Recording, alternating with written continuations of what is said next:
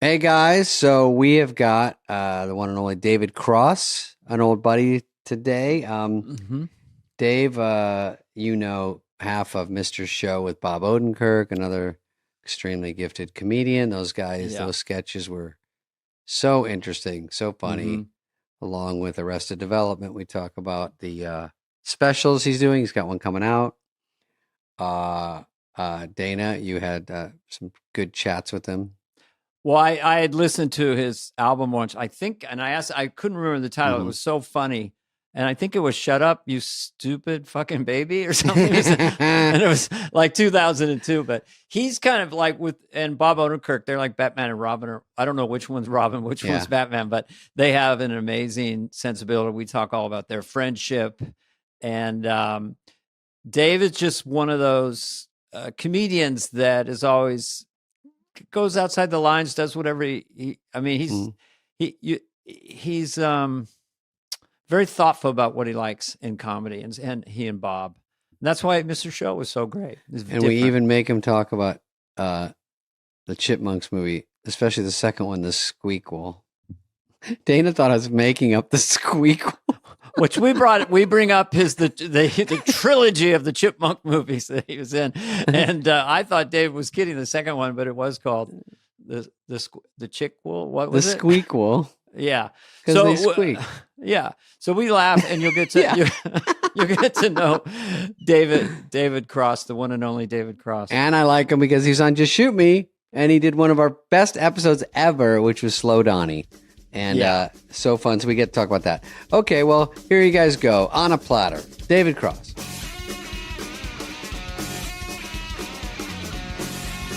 Shall we call him David Cross or Yeah. David's? Because I'm going to Just how about DC? Just Yeah. DC. That should fit. Well, that's you know. my initials. Now it's That's why I said it. Whoa. There's the joke. there's two DCs, two Davids. ahead Do we of have us. a third?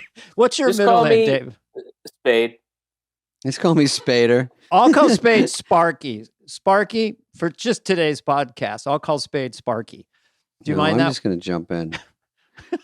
I'm looking at your whole everything to see where to jump in. I could easily jump in with my It's good. It's good to know that you guys have really done your. Look at that. Look at Dana. There's too much stuff. There's too much. I don't know where to begin. It's fucking Spades over there. I'm Googling. All right, let's see what we got here. I actually do my stuff. Right before they go, you'll know him when you see him. And I go, okay. So Dana, you don't know about this. I did a sitcom in the old days called Just Shoot Me. I was a guest. You were a guest. Oh, I And- can't say the next thing then. And DC was. I was going to say DC was probably our favorite episode. But Dana, you were second. You were so close to second. I can't do comedy acting like that, David. David he- Cross. He's brilliant at that stuff. I put a wig on me. I'll do a voice. David, do you remember this bit we did on Just Shoot Me?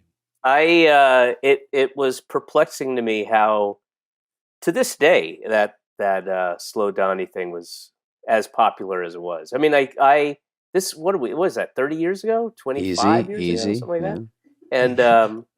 And I mean, I still get people to this day saying chicken pot pie or green quarter. Yeah. Yep, green quarter I get. Dana, just so you know, we were he was on as Slow Donnie, Mhm. and I think you were I was Elliot's brother. making fun of Todd's. Yeah. It was all funny stuff back in the 90s. You made fun of Todd's. Yeah, he was a challenged individual. Oh.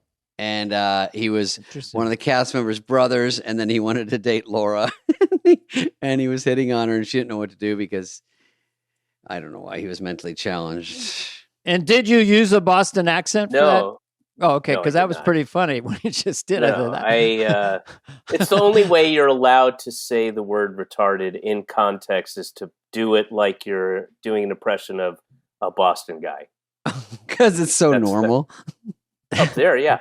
And It doesn't sound aggressive. It's just I thought you were talking That's about just- Todd. that's just like- how they talk, you know. Yeah. But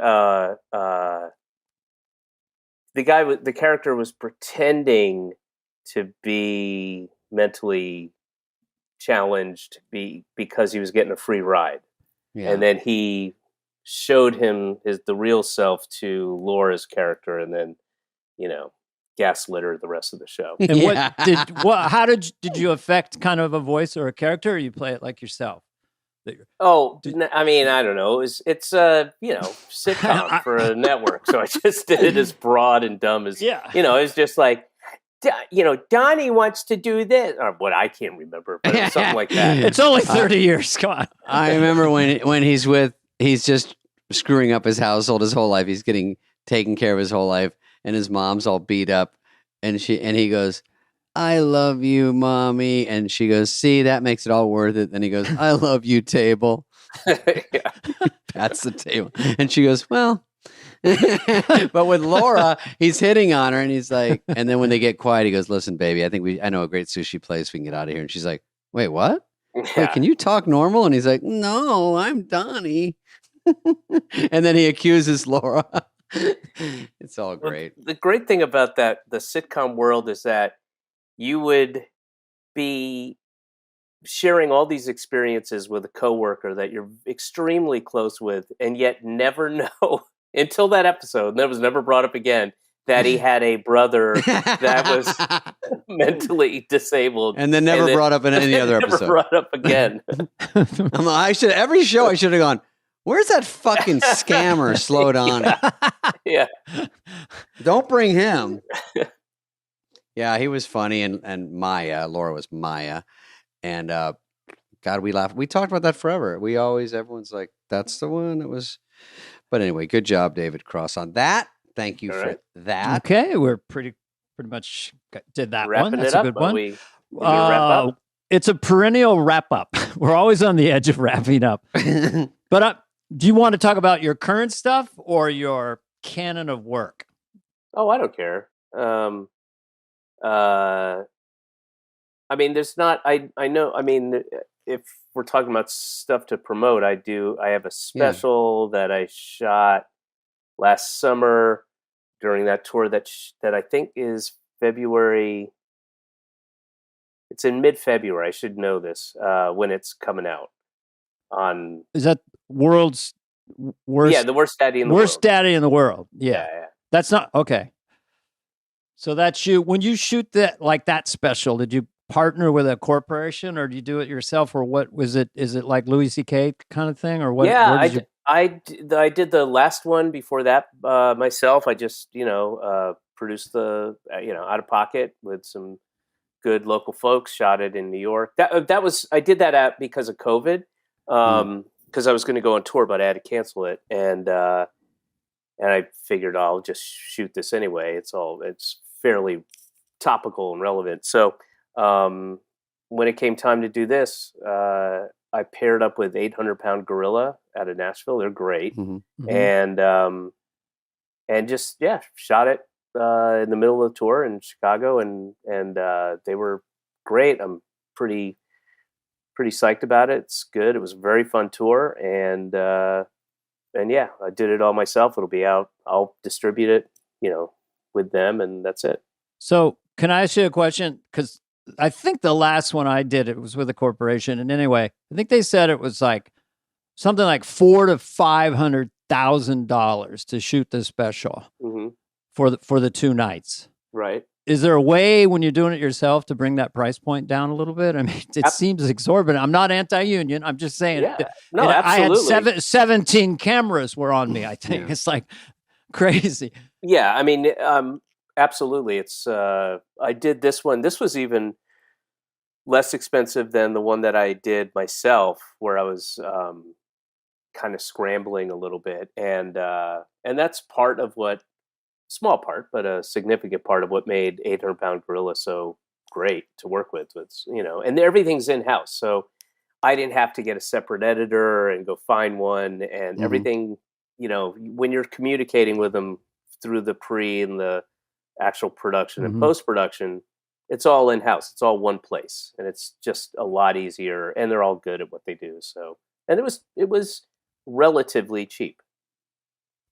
And it seems like by impression with you is you wouldn't be someone who would get nervous, but do you get nervous either shooting specials, going on talk shows? Are you, because you do seem pretty calm, or at least together. Confident. I don't like shooting specials because usually it's, here you go, it's your one shot. You worked on it for a year. Better make it work, you know? Well, I think I don't get nervous. I definitely am aware of stuff and everything's kind of heightened a little bit, but I always shoot in the middle of a tour. So if I'm doing, let's say 80 dates, right? In a calendar half year, whatever it is. And I always look at the calendar and the routing and stuff. I go, okay, I'm going to shoot my special right around there.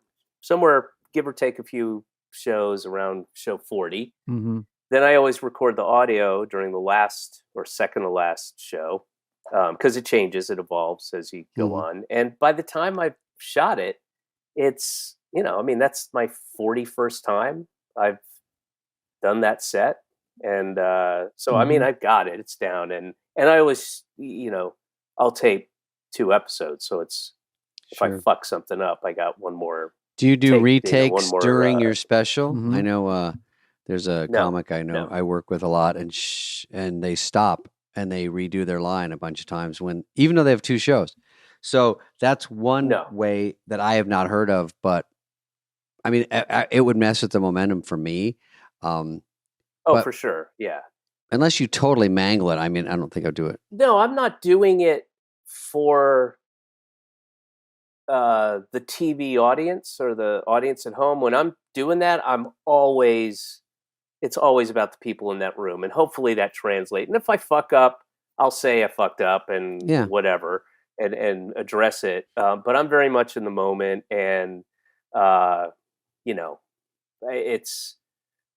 not trying to cut it so much so that I want it to look as spontaneous as it feels when you're in the audience, Sure.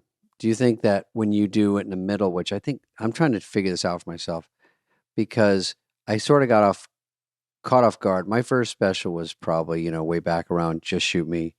And then it was on HBO. So it people were traveling with an hour for 10 years, that was just the old way it was done. And then when I thought about doing another one, I did it for Comedy Central, and I don't think as many people saw it. It was right before Netflix was blowing up.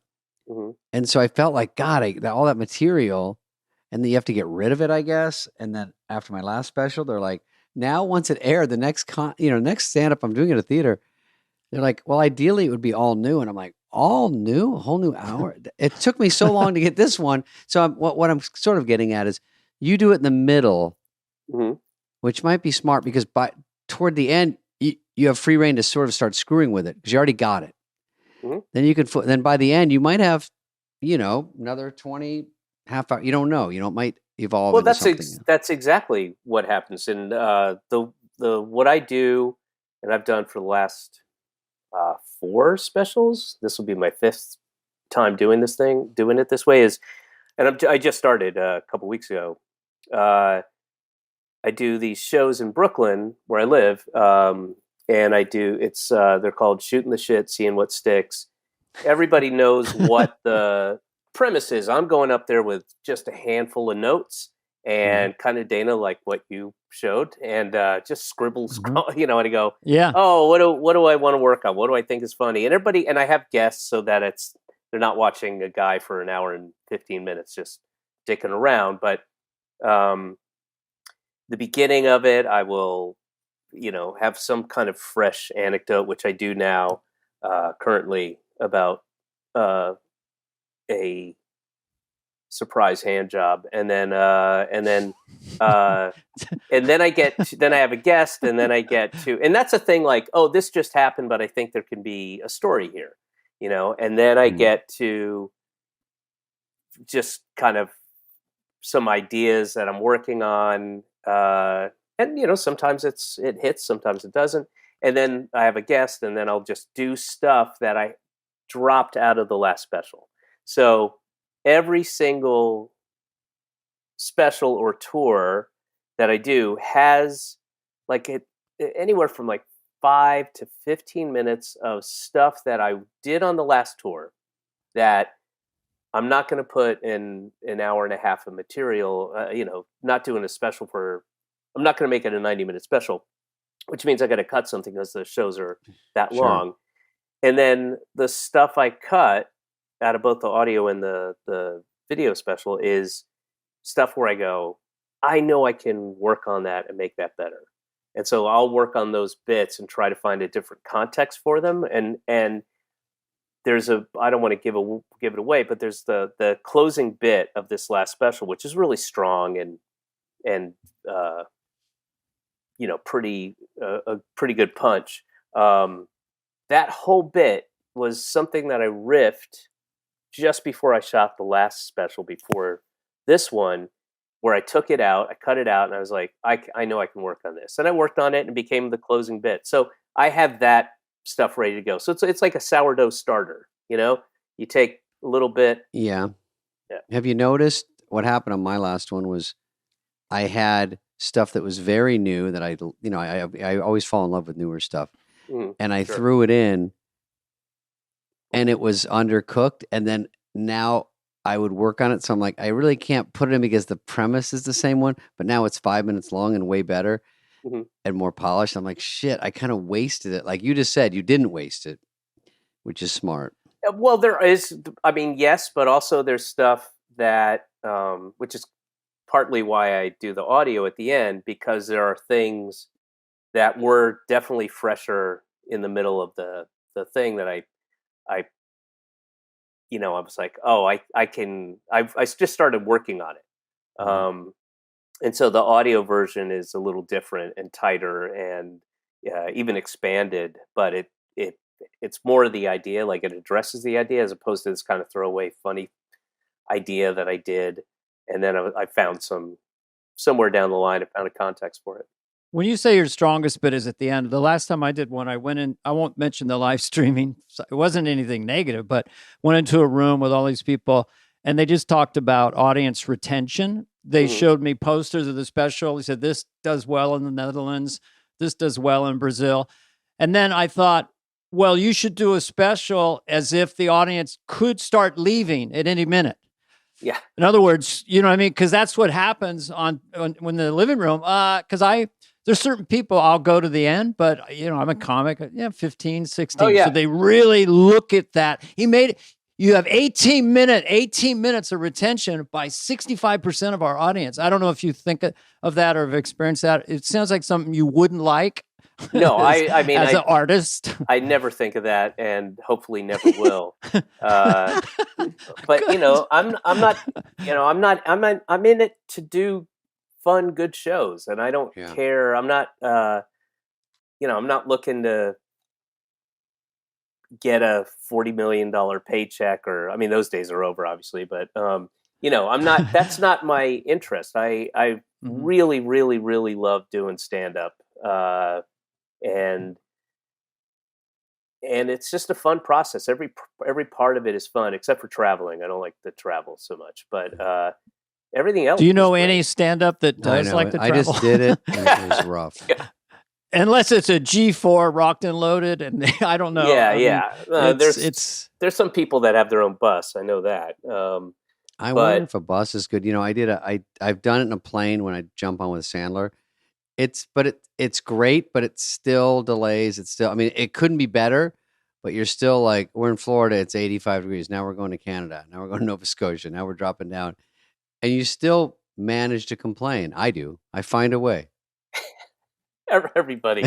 But I want to go back. So you did Canada and Nova Scotia? Dave, how did you what wrap happens that? is I just talk off the top of my head, and it always makes no sense. That's a weird. Nova Scotia, is that still down by Australia? Because I don't have it in front of me. They just moved it. They just moved it a couple. They pick up, and they've been talking about moving it forever. North of Scotia. It's north of Scotia. You've been to Scotia, hopefully. No, or had it. I go to Canada only because I enjoy the extra taxes.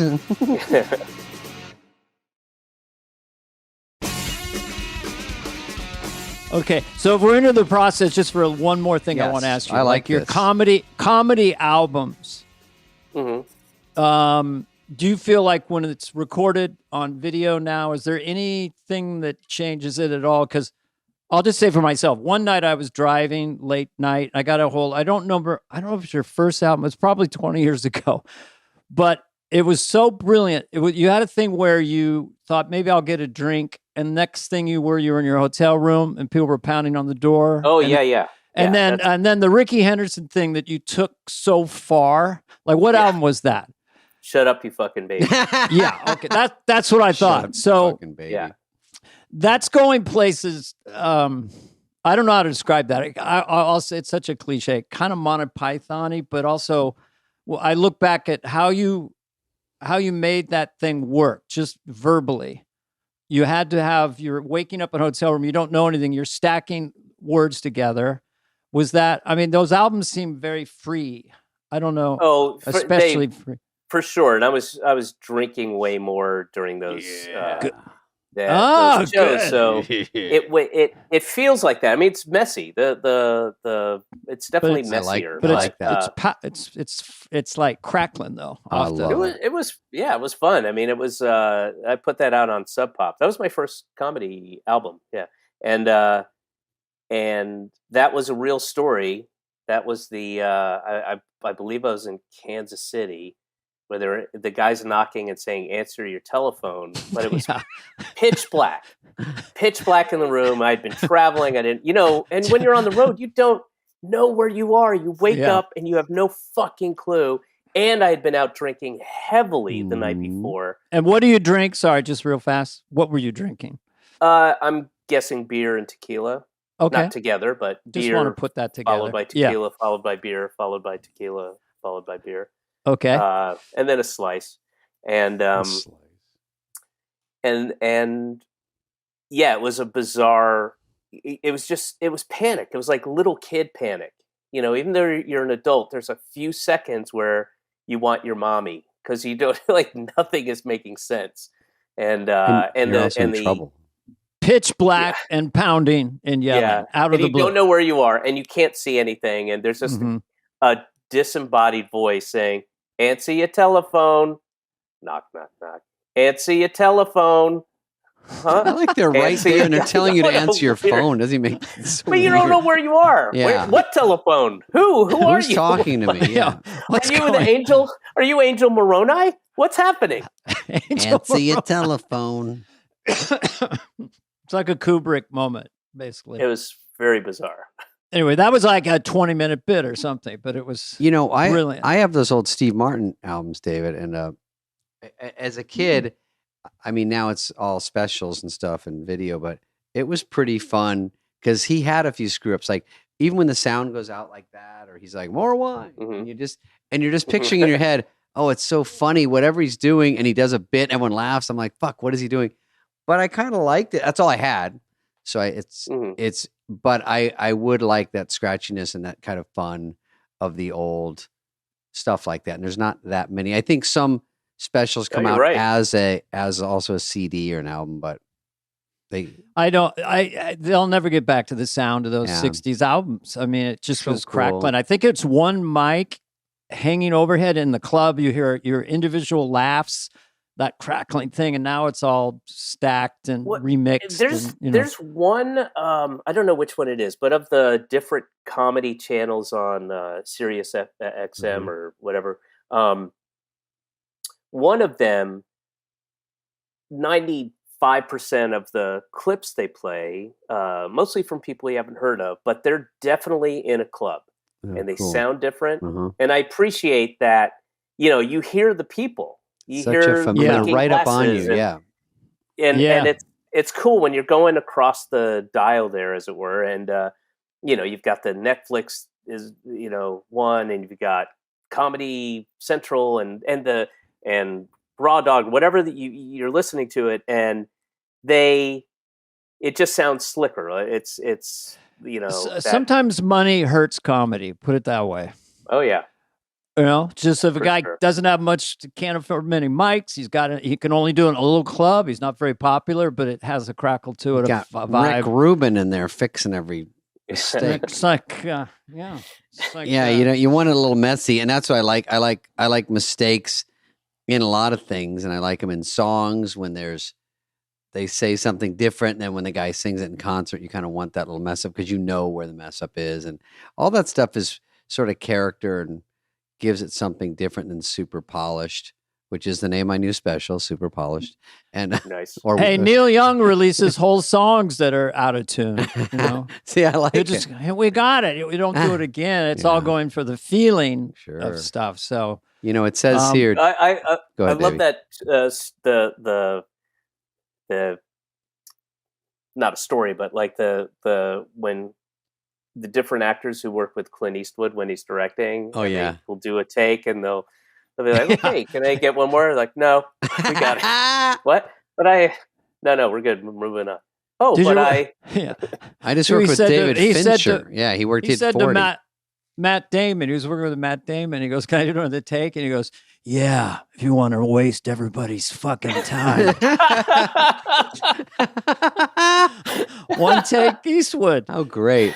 I like these movies where they go, "Oh, this director's so good. We were doing 40 takes." I'm like, maybe he's not that good. I mean, come on. I mean, so 39 were No. horrible? Like, come Yeah. on. I had a guy drop bullets. It was a scene where someone had out of frame, just drop bullets and then to catch it. I'm going to say 60 takes. And I realized he was a child in a sandbox. He could not see the forest for the trees, just wanted to hit the bullets perfect.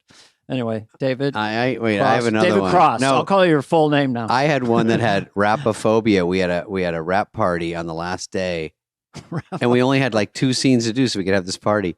And he kept shooting, and everyone's like, "Oh my god, he's got rapophobia. He knows it's over now, and he won't let it end." That's it. And we went till midnight. We canceled the party. We're like, "What are we doing?" Wow. Yeah, but okay. It also says David, it says here. No, Stephen Wright. It says is one of your favorite comics. Now, if that's true, I think he's kind of underrated. And God, he had a real run there for a second when I was starting out. That was so good. And Dana, you probably worked with him, right? Because you were. Oh yeah. Oh, he's still out there playing big rooms, I think. What was it? Yeah, One he of my tours a lot. favorites.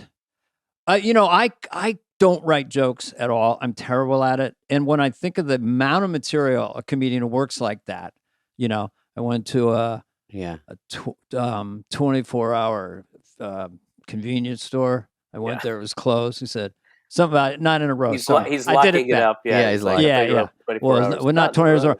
But he'll You ruined that one. but good job. he's like I know I'm horrible. I can't even explain. It's like the movie Airplane, where it's just so much blending, and Steven's like that, and it's like a magic trick. And also the lo-fi to talk that soft and strut around the Tonight Show only on your material. But you're friends with him, David Cross? Or he's one of your favorite comics? Yeah, I haven't seen him in quite a while, but he is a key reason why I'm at the place I'm in right now. Because did you all know Lauren Dombrowski by any chance? Boston comic. She was a producer, head writer for Mad TV for a while, but she was in this comedy group I had in Boston, and a good friend and an awesome person. Unfortunately, she passed away from cancer a while ago, but she was good friends with Steven, brought and said, there's this guy I think you'd like. You should check him out. And brought him to see me do stand-up at Catch in Cambridge. And then he told his manager, of whom I think he only had 4 clients at the time, maybe 3, to come up from New York and see me, Tim Sarkis. And then Tim signed me. And then the rest, as they say, is history. So he's in no small way a big part of that. To have some powerhouse like that say that about you. It's such a nice legacy when you hear that about someone. Like, hey, check him out. Yeah, help him out. It's such a, Steven is a very sweet man. A few times I've met him, I hung out with him. That doesn't surprise me. Pay it forward. There you go. I mean, it's. I don't know if he's aware of that, but yeah, it was um, hugely important. Yeah, when I saw him the first time, I was newer, and I had not seen. It's hard to see somebody that kind of comes out of left field because you've seen such similar comedy, and you just go, "Oh my god!" And I had a guy in Arizona that started trying to do Stephen Wright, and it was Oh, like, there's tons of them. and I saw overnight. He's like, "I had a dream. I was a kite. I woke up in a tree." I'm like, "No, it's not. Yeah. It's not the same." Oh, I'm you gonna see just those write that guys- down. Hold on a second. I'm not good at jokes. You see that kind of delivery, and it's often like the oddball. You know, they affect this kind of oddball persona of like, so here's an interesting idea, and it's just like, no, you're not. That's not how it works. The only one who did it well, it was slightly different, was Mitch Hedberg. I thought. But Mitch also, but different. Yeah, he had joke structure that was similar, but his whole persona, cadences and persona, kind of Southern or some sort of weird twang. But it was kind of real, right? Yeah, and he was always smiling. Mitch would be smiling, and there'd be kind of jazz playing behind him sometimes, and and to the best of my knowledge, Stephen Wright was never a junkie, so there's differences. There's differences. They don't have the same first name. Yeah. Well, I have to say that when I think of you, David Cross. Go ahead. I have a compliment ready. I was going to go for something metaphysical. Well, your career. It seems like you've stuck to your guns. I'm just curious about. You've talked about the Chipmunk movie, but it seems like you do what you want to do. Have you been tempted at times in your career to do a commercial or something that the money was good, or did you ever get into that trap, that world, or did you regret the world that I live in? No, but it seems like your career seems fun because you're always doing exactly what you want to do the way you want to do it, or you wouldn't do it, which is pretty much, sometimes difficult. That's what I would not say no to some, even if it was another like Chipmunks movie, which I did, not necessarily for the money, but at that point when it came around, I hadn't worked for 6 months, which is, what happens internally in your head when you're like, after like 2 months, you start going, I'd like to get some work. And when 2 becomes 3 and 3 becomes 4, and you're like, am I ever going to work again? Do people hate me? What's wrong? Mm-hmm. 4 becomes 5, 5 becomes 6. And I jumped it. I was like, I'll do whatever. Somebody you want. wants you, somebody likes you, and you're like, shit, I've been in that position for sure. Yeah. And nobody had any idea that movie was going to be as phenomenally successful as it was. And I was contractually obligated to do 2 more. And the first 2 were fine. I had no issue with it. And the third one was just a terrible experience for whatever. I don't know why they. Was it Chipwreck? Like that. It was Chipwreck, yeah. Dana, they had me at the fucking Squeakquel. The funniest name for a sequel is the Squeakquel, and I was like, I'm in on that one. Chipwrecked, well, it's still cute. It wasn't Squeakquel. But yeah, it was. But I mean, I get to do, and I kind of supplement doing all the stuff that doesn't pay well with a couple of big things, and then I get. You get these really cool opportunities, Spielberg film and a Todd Haynes film, and work with Michel Gondry and all these people, and that doesn't pay shit, but it's all balanced, and like the increasingly poor decisions of Todd Margaret, that didn't pay anything. Well, you also have respect, and going back to Mr. Show, like with Odenkirk, like Mr. Show coming off of SNL was just going, oh fuck, they're doing whatever they want. It was really, this is a compliment. I was just saying it's so bananas, and they put out so much stuff. It's all clever. I really got into that one. Yeah, it was fun, man. It was, and it was all new. It was new. Neither Bob or I had run a show before, and HBO was in its infancy basically, and they were just like, do whatever the fuck you want. we need you to Get be attention. different. Yeah, get Yeah, something. we need you to not be network TV. We need you to stand out. And here's $25. Get back to us at the end of the year. See what you can do with it. And Do whatever you want with it. that was fun. It was fun. I got two Slinkies and a Slim Jim. It had again, I hate to use the word smart, but it's so dry and weird and clever. I don't know whatever words people use for it. And you guys obviously didn't have a big budget, was sort of part of the charm, just the sets. Well, like you said earlier, comedy money often is the gets enemy hurt. of comedy. Often, hurts the comic idea, that's in there.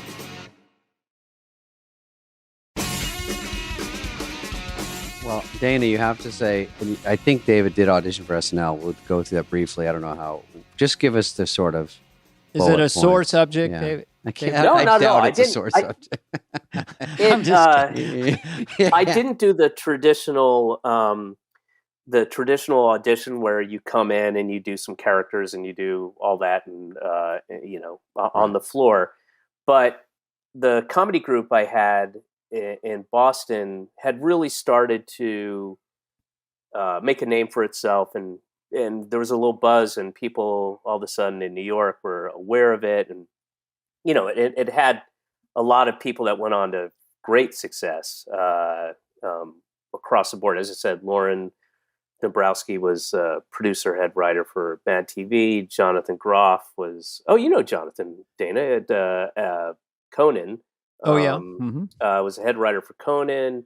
John Benjamin, does all the that amazing voice work, and Sam C. There was just a lot of folks coming out of there, and we got an invite to go to showcase for SNL. We did it at Caroline's, and I know Al Franken was there, and James Downey, and and some other folks. Smigel? I don't know. I don't know if Smigel was there. Smigel would go there. Yeah. Jim Downey and Franken, and then a handful, maybe Lorne Michaels. The Farley era? No, I don't know. There were a handful of people who came down. 94 would have been like 92. Maybe. Oh, okay. Maybe we'll trade him for Spade. And we did the show, and it was a fucking disaster. And we started like 40 minutes late. Somebody came in, I can't remember who it was, and they wanted to do time, and they did a bunch of time with some bigger person, and oh no! And we started really late. No, and then it just really late, and it was a disaster. Someone bumps you on your fucking and there were some people in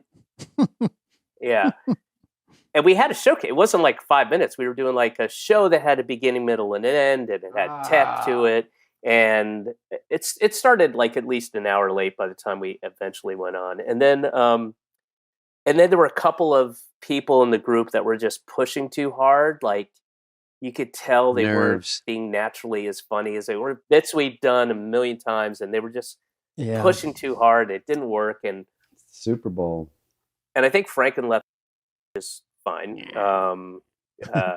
Grumbling all the way out. And then at a meter.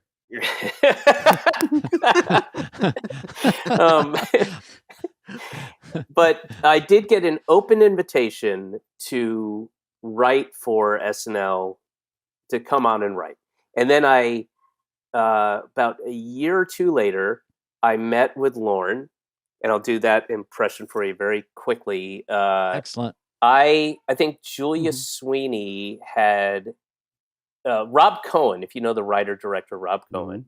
Yes. Rob and I were brought to New York to meet to be a writer with an eye towards women. It's the female cast. All right, whatever. So Rob had his interview. I went in, and everybody, all our friends, because we had tons of mutual friends. We knew a lot of people at SNL at that time, and they were all excited for us. And I went in, and I met for about I want to say like 40 plus minutes with Lauren in his office. And here's my impression of how that conversation went. In a nutshell, I'll be Lauren, one of you be me. I'll ask you a question. Just start to answer it. So, David, what is your idea? What do you like best about sketch comedy? Well, it's it's Because I'll tell you what I like. I like it when, and it was that for 40 minutes. I would answer. I'd start to answer, and then he would answer his own question, and then I left, and I had no idea if it was good or bad. And everybody was like, "Wow, you were in there for a long time. Holy, you guys, this is going to be great." I think you nailed. I was like, "I don't know. I have no idea." And then neither Rob nor I were hired, and that was that. Not a bad story, not a bad experience, but just weird, kind of bizarre. There's so many people have weird stories around that. Now it's so mythic to be in a room with Lorne Michaels. I mean, that was 92, but like he is, I don't know what you call it, iconic now with The Godfather, whatever. Oh yeah. I can't imagine people going in there now. But I talked to him last night. The one that really got away was David Cross. It was that thing of like, I answered every question. I didn't know. I had a little toot right before he came in. Little I toot. was sort of amped up. But he's like really, really good. Sorry. That's all I got for it. It does you. check out because they were saying right for women like to us, and it was sort of a problem then. And I think they've fixed it. There's so many great women on there, but at that exact time, it was a lot of like, it was so dude heavy. Yeah, I think this would have been about 90. I want to say 94. Yeah, maybe that's exactly somewhere around there. Mm-hmm. Yeah, yeah. I don't know. It seems like it's dodging a bullet in some ways. You did fine. Well, because I don't know. Go ahead. I went to visit. I know when Sarah Silverman and David Tell were writing there, and I was in New York for doing something. And I went to visit them. I might have had a friend who was the guest that week. I don't remember, but I was in town and I went to go visit them. And I remember kind of walking in past some like a receptionist type of desk, like assistant desk or whatever. And then there was this big room with a glass thing and a big long table.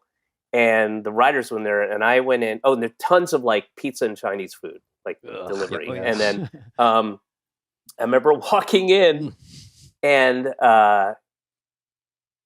seeing everybody, and everybody kind of felt like they had 50-pound weights on their necks. They were just slumped over, and there was no energy and no joy. And I remember I'd been coming from Mr. Show at this point where we just had a blast most of the time. I was like, oh, boy. You walk in, hello, my baby. Hello, my Gosh. baby. We're sitting there in those fluorescent lights. Bzz, bzz, bzz, It's funny.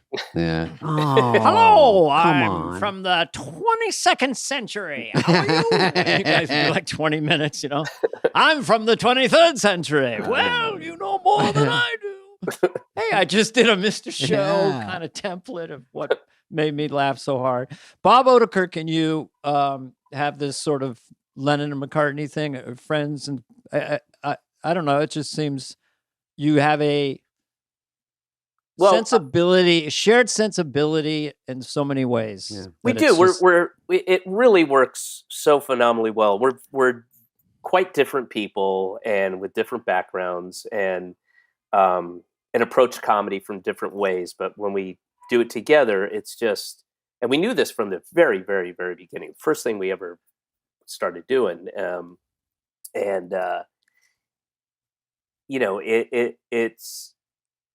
It was like effortless and it all made sense. And the strengths and weaknesses I have balanced out his strengths and weaknesses, which were different. And, it's been a highlight of my life, to be able to work with him and, call him my best friend. Is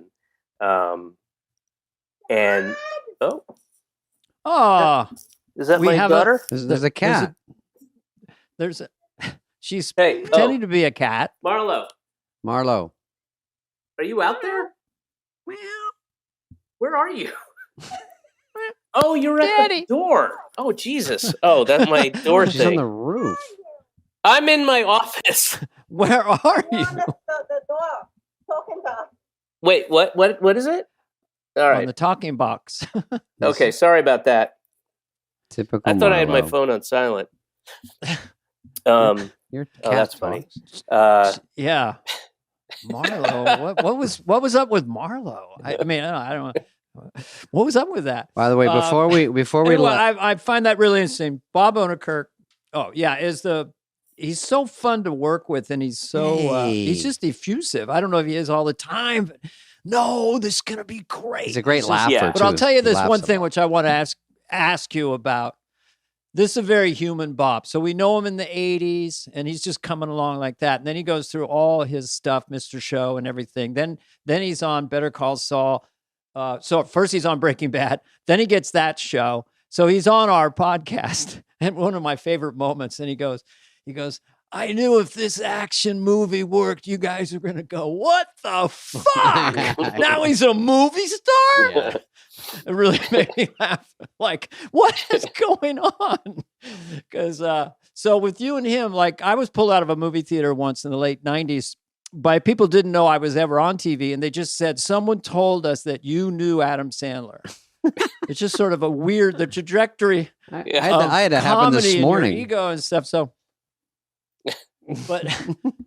but Bob just the kind of, as he's a comedian and first and foremost, so he knew how funny it was. He just has, so anyway, how do you navigate that? Like your partners in crime, now he's going off on this thing. You're still talking all the time. It doesn't affect anything, but with you two personally, right?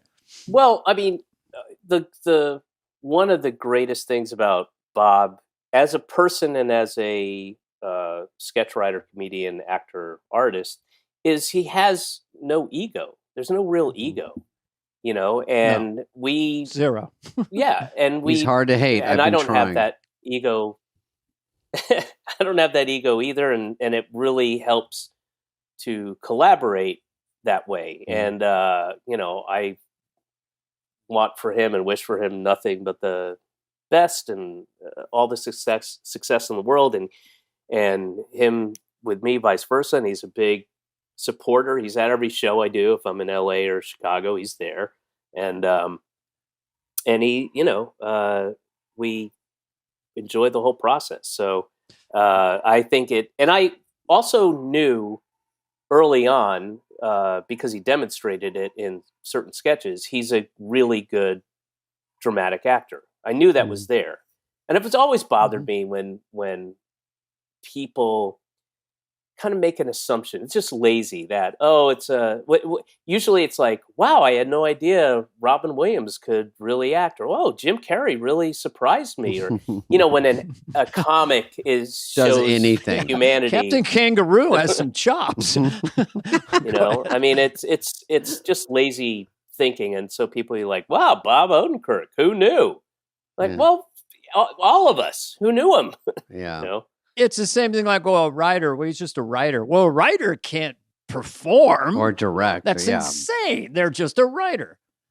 But yeah, the Bob who of 2023, when we saw him, yeah, there's literally no ego and no change of anything. It's Yeah. like Yeah. you could not talk to him for a decade, and it's exactly just right there. And so you guys share that, and I guess that's why It's fun. such a That's why great you get friendship. along. I mean, He did say on when he got his Star Walk of Fame that you were funnier than him. I was, yeah. He said I'm funny too. It wasn't a false compliment, but yeah, David's a little bit funnier than me In that moment. in that moment. Yeah. There's, if you watch it, which I didn't, I was there doing it, but when I gave my little thing, in which I think I referenced you, David Spade. And I saw that. I watched it. and then you can watch Bob leaning over my shoulder at the script, and you could just imagine him like punching it up in his head and making notes, you know. Maybe cut that out and maybe focus on this, or you know. Well, the idea, I mean, the initial broad-based idea was you started reading an article from Hollywood Reporter or something that had nothing to do with Oh, Bob it was Odenkirk or the something. Variety. Yeah, It was Variety. some guy. What's that fucking guy's name? The DJ Khaled. and who's everywhere, and like, what have you done? Okay, and so it was an issue dedicated to DJ Khaled. Yeah, That was on everybody's chair. The reason that I did it was they put it on everybody's chair there. Nothing to do with anything. And you want to hear a great? This is great. This is so present day Hollywood.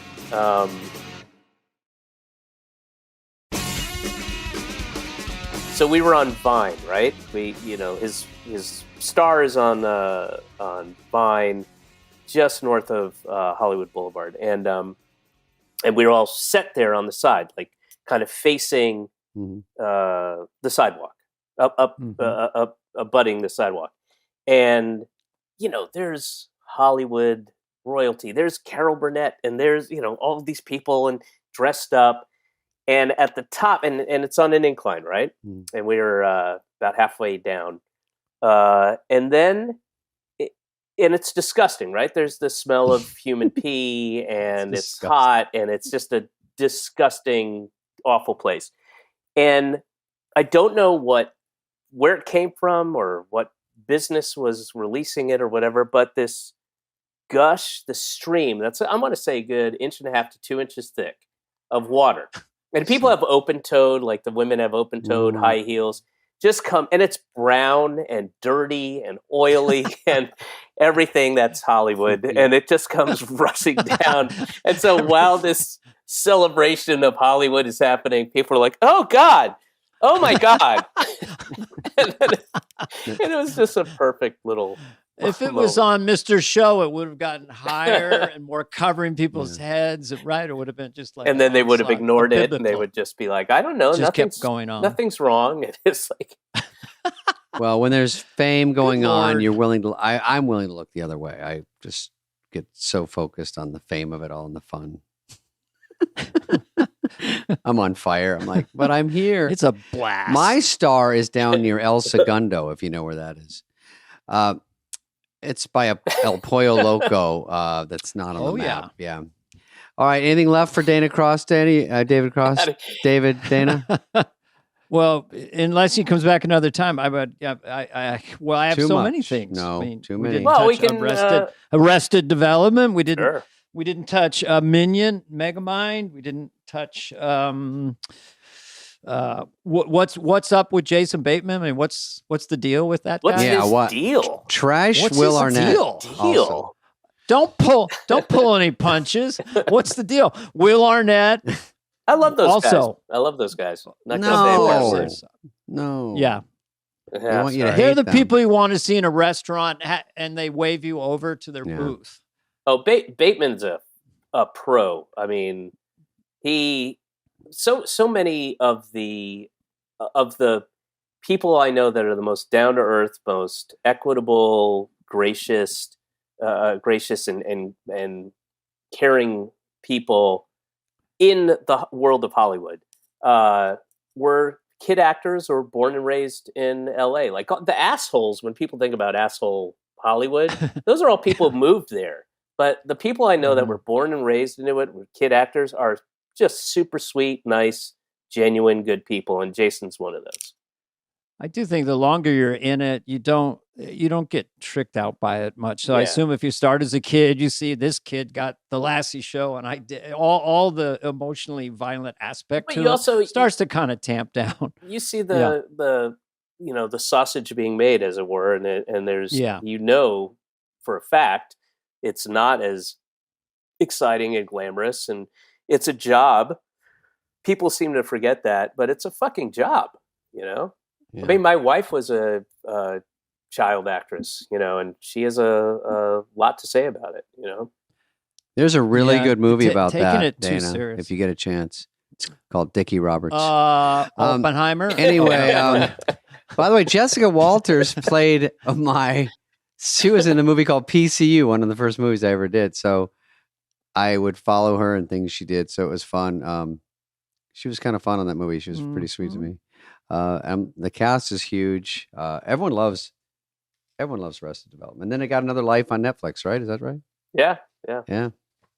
Good job. I just was curious because I was looking at that. Did that predate the American version of The Office, or is there any were you in America. I think Arrested predated the American Office, but not by much. It couldn't have been by much, but because I know I don't know, but I think it did.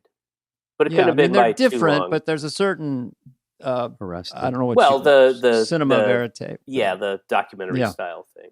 Mm-hmm. Although we never the characters never acknowledged the camera, or the quote crew, right, which they did in The Office. I mean, they went to the well on that thing like 20 times an episode. Somebody looking over, going, "What?" That's a great way out of a joke. Steve Carell. Steve Carell, what's up with that guy? He's funny. Oh, you tell me. I don't know. Yeah, I just think Dana's you your say that best about friend. anybody. David Cross, what's up with that guy? Yeah, it's a good way to sound. Another very talented comic who's an extremely talented actor. Steve Carell. Clicks You both never would have boxes. thought, never in a million years, he'd be any good at anything. That guy's a silly Yeah. clown. He's a And clown. Like, what? Oscars? Give him. Yeah. No, he's another person. It sounds like we're doing Merv Griffin or something, but it's like that's such a lovely human being and so unpretentious. Even after he was huge, he would go to the mall. His wife Nancy told me, just as didn't think it'd be a problem. Then people were mobbing him. So I like the good ones. Let me tell you that. Well, Yeah, me too. David, thank you for spending some time with the dysfunctional couple of me and Dana.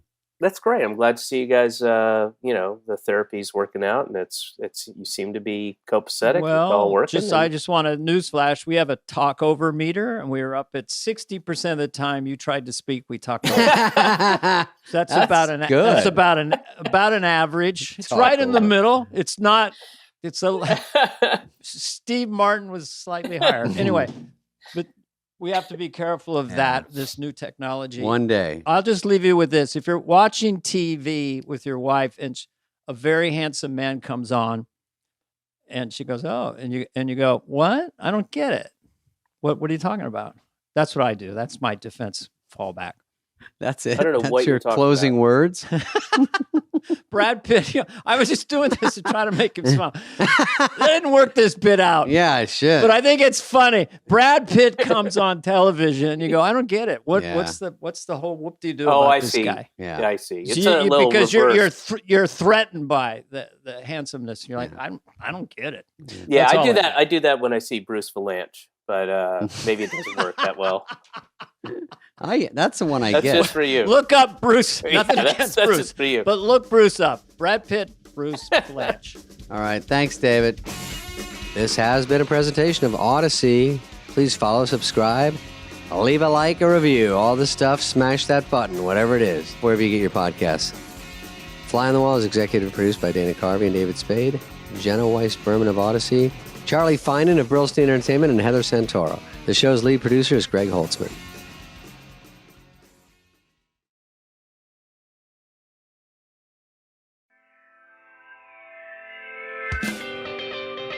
Wait, let me ask this. Was MK Ultra a real thing in Hollywood? Oh, you're Were asking they the trying to two kill top you? reps of Hollywood? Yeah, way more than me. That's true. David, you would know. Shit, fuck everywhere. We are recording, and we are coming in hot from Cleveland. Yeah, Dana, aside from your hair, which we won't over talk about, but we will talk about, if we started, I guess we did, because we never know, that I did. Oh, people got mad. We said cicadas wrong last week. Fine. But the cicada bit was funny. Cicada bit was a hit. Yeah, it was funny, and I apologize for the mispronunciation. But we still don't know. We still say cicada. What is it, cicada? I think it's cicada, which Okay, is let's dumb. get an S in there. I went to state school. Let's get an S in there. It's because it's C. Yeah, make it easy for everyone. Fuck that. Cicada. How about It's- filthy flies on steroids that pee? Yeah. Oh, that's right. Yeah. Remember they peed all over everyone? They should call them And then you got picadas. monkey? Picadas. They should call them urnatas. Yeah, they're sickening, and I've had it with them, but it was a good story. Also, I went to a concert this weekend. I'll just buzz through that quickly. Went to a concert because we had Joe Elliott on our sister podcast. Love Joe. So here's what happens. I go to a concert for Def Leppard, Journey, and Steve Miller. And we had Joe Elliott on. I had already bought tickets. And I scalped them because I wanted to sit right up front and no shenanigans. Just so I could see, so I could enjoy life. Cool. It's cool to be in front of cool people. SoFi where they have football games, where they should really, all kidding aside, only have football games. Because concert, it's a little big. You talk about low ceilings on a comedy club. There's almost no ceiling. It's a few tarps up there. And it's half open air. Sound goes fucking everywhere. So I go in and they go, oh, I just follow my ticket.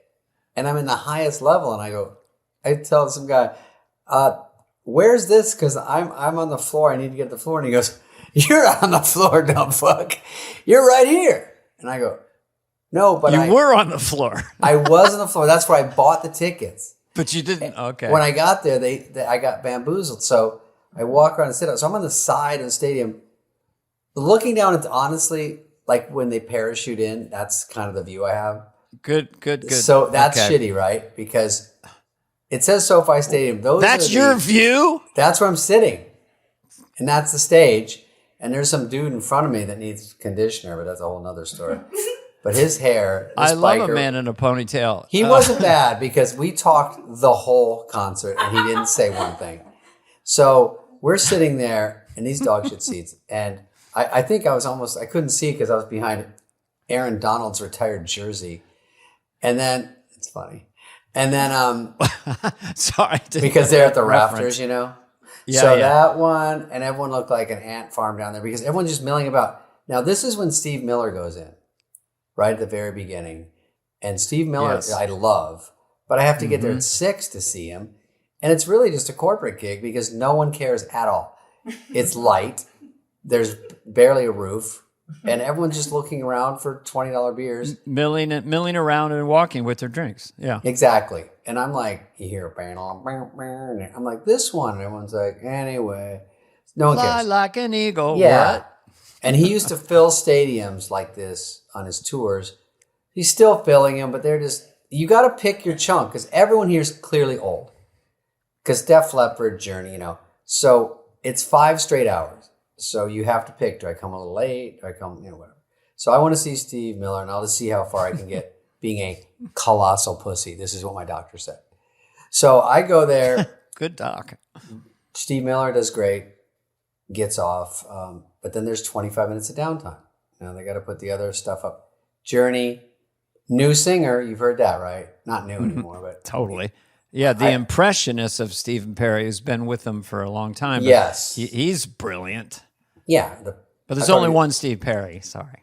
Right, and this guy has got a great voice. I thought he was Bobby Lee for the first 10 songs, but fine. But I can't see. That's not my fault. So he sings, they do great. And if I'm Def Leppard, I don't like Journey doing an hour and a half. And hogging the beefiest, the stand-up. That's the best part of the night. Everyone's in it. It's dark now. Yeah, the energy. They close with that killer song from The Sopranos, and then they do confetti. You cannot before the headliner. As a middle, they do confetti. Fucking the middle act is doing fucking confetti. People are heading for the parking lot. Where is Z4, sir? Where's the C lot? I parked at LAX. I'm supposed to walk to SoFi.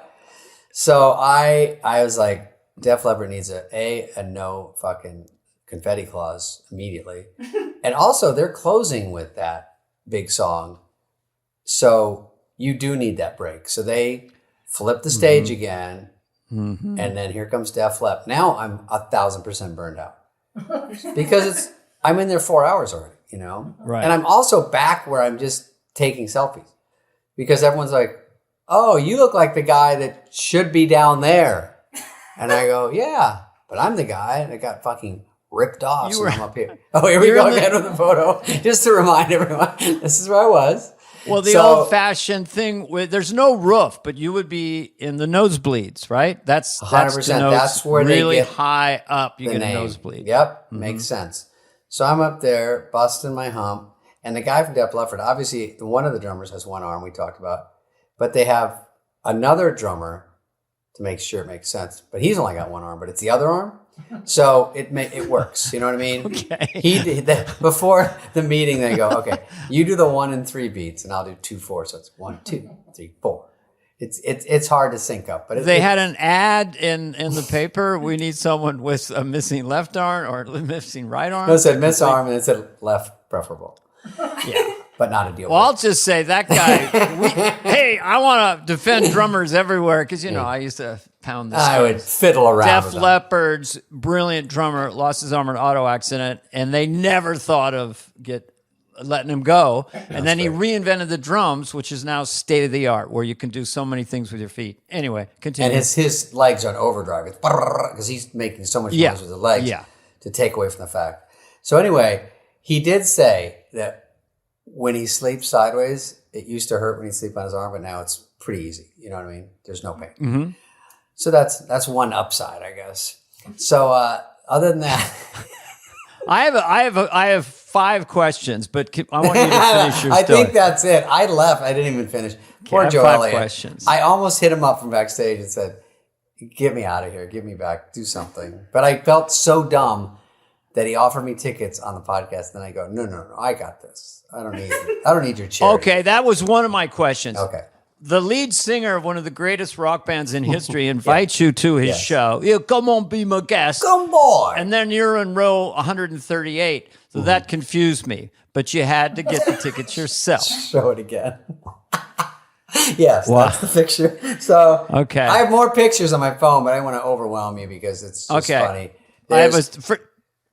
Good. I have an observation from that picture. Okay. Isn't it interesting / funny that in the heyday of certain kind of COVID stocks that went crazy, like SoFi, then they get a $1 trillion stadium named after them, but their stock right now is like 48 cents. I don't even know what SoFi was. Well, they have crypto this and SoFi that. Right. And it's like the companies barely exist. Yeah. We might get letters on that one. They give the naming rights. They realize all their money's gone and they only have this stadium now. The stock peaked for like a week, and then they got $2 trillion stadiums built, and then they just are stuck with Burger King. No, Burger King's huge. I went to Green Day, they'd call it, in the 70s. You went to Green Day? Big concerts, big 5-hour party concerts. Yeah. You do not smoke weed. You don't take mushrooms. You don't really drink much. You raw dog it? You, David, at that 5-hour concert, if you had taken mushrooms, smoked some weed, had 2 Tito's neat, you would have been higher than the stadium. But you were just sitting there. Like I literally bought a brewski. I don't really drink beer. I drink vodka, but it was you go to a bar and they're like, oh, we're only the Bud Light bar, or we're only the vodka bar, or we're the tequila, whatever's sponsored. So you can only get one thing. So I got 2 beers. And $20 each, no joke. It's no joke. No joke. $20 each. Inflation is coming down. Anyways, inflation is coming down. The beers less than $20 for the beers. But so that's the thing I did in my youth, where you didn't mind the crowds, you didn't mind you couldn't see anything, you didn't mind the sound. Let me ask you, was the sound good at least because it's SoFi? No. No. So sound bad, can't see, invited by the lead singer of the biggest rock band. Did you at least have a driver, or were you circling the parking lot like at Disneyland? Like, this song's good. Is it Journey still? I don't know. It's a good song. David, literally, I saw Fleetwood Mac in their prime, and all I heard was...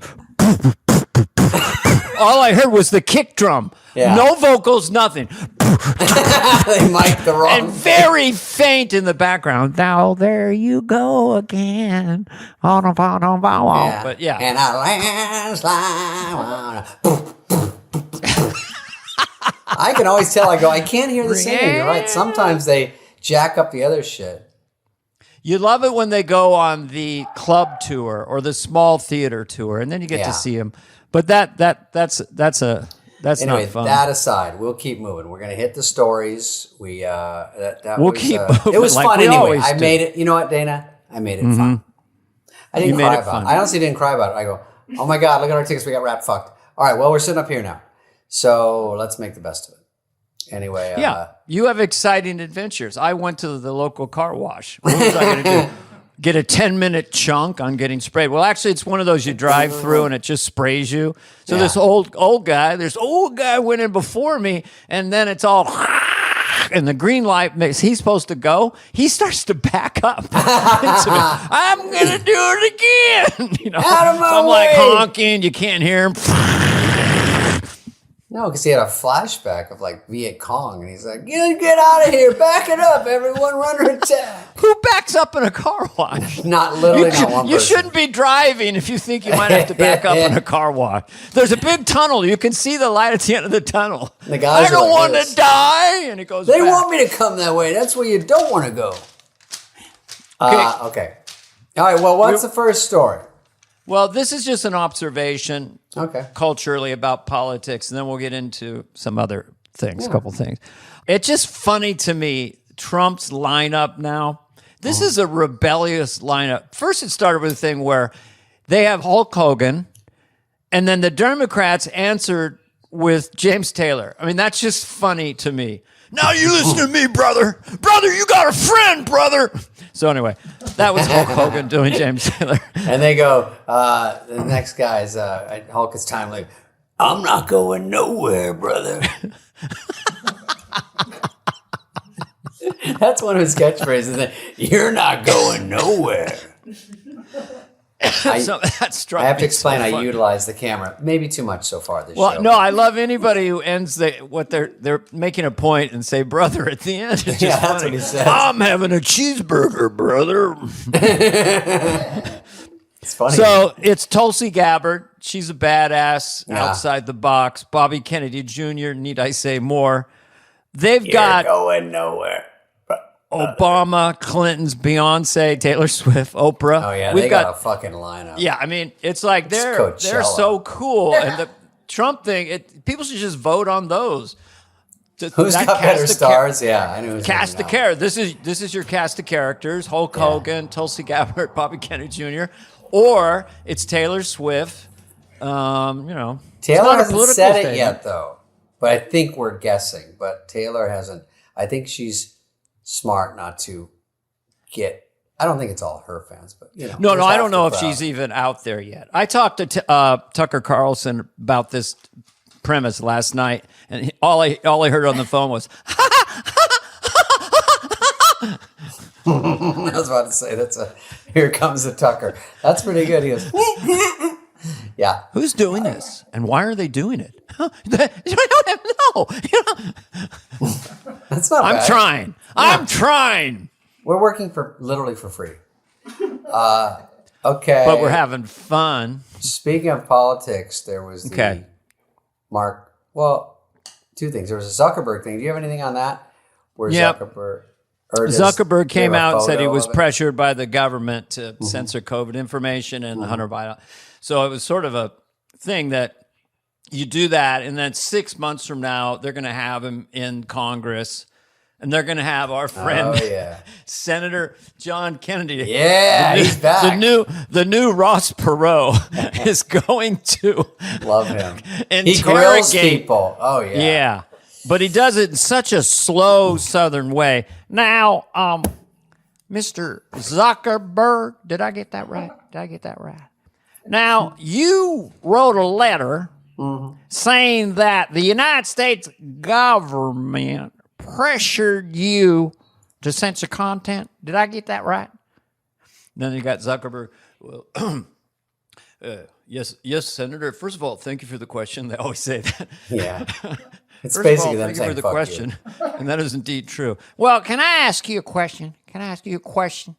Do you believe that a mosquito could fart its way out of a hornet's nest? Do you believe that? Did I get that right? That's an interesting question. I took your part thing from the last John F. Kennedy. You know, Mr. Zuckerberg, let me get my cheaters on. Now, first of all, it's colder than a penguin's pecker in here. I have to say, I'm getting a draft. Could we turn that down? Now, What he's doing. it's colder than a well digger's ass, and I have a coat on. Mr. Zuckerberg, have they been fiddling with the election a little bit? I'm confused. I'm confused. Do you think it's a good thing or a bad thing to be censored by the government? Yeah. That dog don't hunt with me, Jeff. I'm old school. I like to just let whoever wins win. Zuckerberg, you know, I find it interesting that your name is Zuckerberg and your platform, Facebook or Meta, wherever you call it, sucks. Do you know that it sucks, Mr. Zuckerberg? He actually said that. That's not me doing comedy. And you're saying he's like Zuckerberg. Zuckerberg's like an AI of himself. He just sits there. Interesting. Thank you. Thank you very much for Let the me question, look at Senator. my notes. Did we Yes, mess Senator. with the election? I mean, some people would say, beep, beep, low battery. He got Hunter Biden's laptop too. They didn't get that out there. Oh, yeah. You know, I looked at a few photos on there. It's quite explicit. His dick is harder than Chinese arithmetic in some of the photographs I have seen. The boy lives a full life. Now, you thought it was Russian disinformation to have Hunter Biden naked, except for a G-string, with a woman on all fours, chained up with a dog collar on. He's got a gun in his hand, a whip, and cocaine on her bottom. And somehow you thought that was Russian disinformation. Did I get that right? Where was the confusion? I want glasses. It's funny to go like this. Did I get that? Your words, not mine. Yeah. Is another thing he says. Yeah. Now this is something you said. I'm just reading what you said. Your words, not mine. All right. What else? What was that other picture they showed? Okay, that's 20 minutes. Yeah, immigration. No, this one was. California close to approving $150,000 loans for illegal immigrants to purchase homes. Now, I don't know if this one's real because I know 3 people of my friends have been trying to buy a house for 10 years at least. And that seems like slightly unfair to me personally. Like 150 grand, 0 interest. Oh yeah, they give a 20% down payment. Wow. So that scares me because I just saw, forget it. You just saw forget Well, there's in Aurora, Colorado, there's a Venezuelan gang that took over 2 apartment complexes and they're making the people pay rent to them. So I'm like, it's just getting nerve-wracking. I don't really know. I don't understand all the complexities, but I can tell you I'm slightly nervous about the situation. First of all, that one seems unfair. People should be able to buy a house. You shouldn't have to rip up your citizenship card to say, okay, now I want to get a house. And like, oh, okay. So you're for sure not a citizen. Okay. Here's 150 because that would help anybody out. That's such unless you live in California, you can get a house, $150,000 down payment. That's great. It would seem to be a little incentivized. I put it on The Price is Right. So The Price is Right is streamed all over the world. And Okay. Price is Right, so come on down. So if you're sitting in some teapot country and they say, we'll basically give you a house if you can get here, Yeah. I would get there. And the Venezuelans, the only thing I like about that gang is it's very American. It's very industrious just to Yeah. get armed, take Very over organized. 2 apartment buildings and start charging rent. Yeah, they're I immediately mean, that's on the very case. sophisticated. By the way, I'm on Twitter. I'm like, I just think I should be a machete salesman. I mean, the funniest thing about, not funny, but there's so many people that have machetes now out there in the world that are going bananas all over the world. I'm like, when did machetes make a comeback? I can't find one. There's none in my house. There's none on my block. Frank, my friend, assistant, is a machete producer, salesman. he served in the United Nations via Ireland in Liberia, and every adult male in the village just walked around with a machete. So you'd be having a casual conversation with someone, and he's got a giant sword in his hand, ready to take your head off. Don't mind It's this. a very threatening thing to hold him. Well, some other countries don't have as many guns, and it's big on stabbing. So if people are bad people and they want trouble, you don't have to have a gun. You can go stab someone and still cause a bit of a ruckus. Okay. I wonder if the Venezuelan, my last thing about the Venezuelan gang is, did they took over and charged rent? Did they perchance lower the rent? Could there be a silver lining to the story? There might be. I saw a video of it. It didn't look like that, but Listen, what you pay last time? And do they let $700? Okay, give me $600. Americans in the gang? That would be racist if they did not. No, obviously we're being pithy. It's so outrageous. It's so crazy out there. But I don't know what's real and what's not anymore. So I don't know. Some of these stories put on YouTube. This is a segment we call "Is It Real?" It's called "There's No Way." Okay, let's get to some doofy Instagram videos. Let's get some headlines. See if we can get some laughs. Oh, come on, Heather. This is another dumb one where they use Spade. I don't really get this one because there was one where it's a photo on a building in Austria where it's me and it says a Kurt Cobain quote at the bottom, but it's actually a Neil Young quote. So it generates interest because people have to go, no, that's not Kurt Cobain, and no, that's not even his quote, and no, that's whatever. Not the dang. This is the same shithead Steve, which is one I follow, but they're selling shirts, I think, that say dang. This is based on Kendrick Lamar's album, but it's Joe Dirt. Why are they putting... Now, this I would go back to center. Why would they put David Spade face on a supposed quote from Kurt Cobain? I don't know. I think it generates people laughing, going... And they comment, go, no. So the more engagement they have... Is that it, Heather? They just want people just saying... They love it. They love it. Well, and it's also you kind of have rock star hair there. Could be, if you're younger, I look like it could be anybody. But there's also a place selling a shirt with a hallway picture of me, Farley, and Sandler on it. I think it says, I'm going to tell my kids this was Nirvana. That's funny. That's not bad. Yeah, that's not bad. But it's a picture of us. They're selling, I don't think you're allowed to sell pictures of people. I don't know. I'm not going to win that battle. But I just thought that was funny because, of course, everyone sent that to me. They're like, look at this. I'm like, I don't really get it, but okay. All right, next one. Oh, this is a funny joke. Those astronauts in space, they're stuck and Elon Musk is trying to save them. They're stuck with a fucking ripoff. I know. It's like an elevator. Yeah, you're stuck in space, though. They're supposed to be they might be gone until 2025.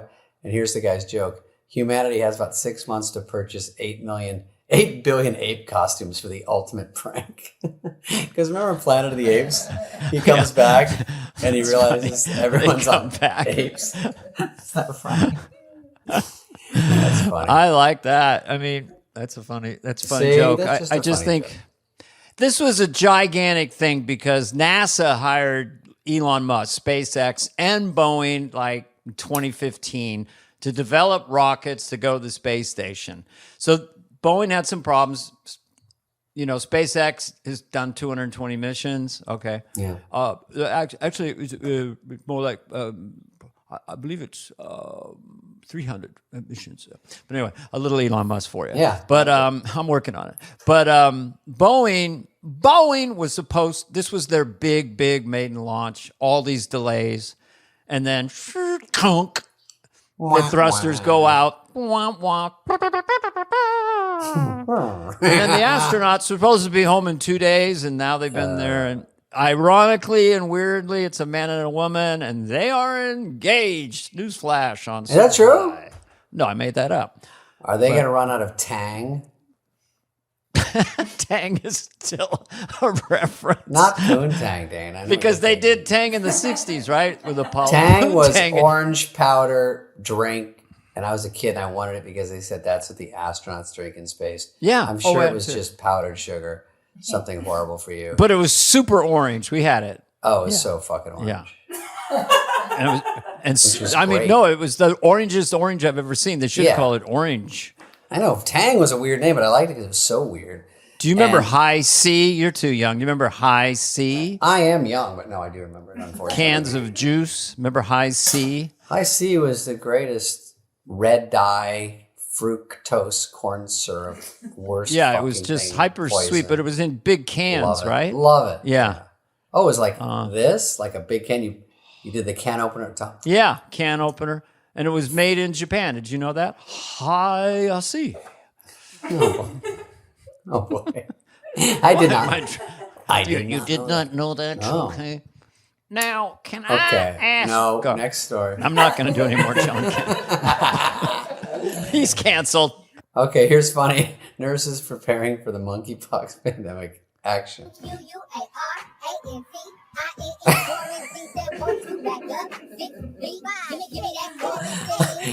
I like how nurses are always having time to do TikToks. It's pretty funny. The hospital right now is fucking crickets.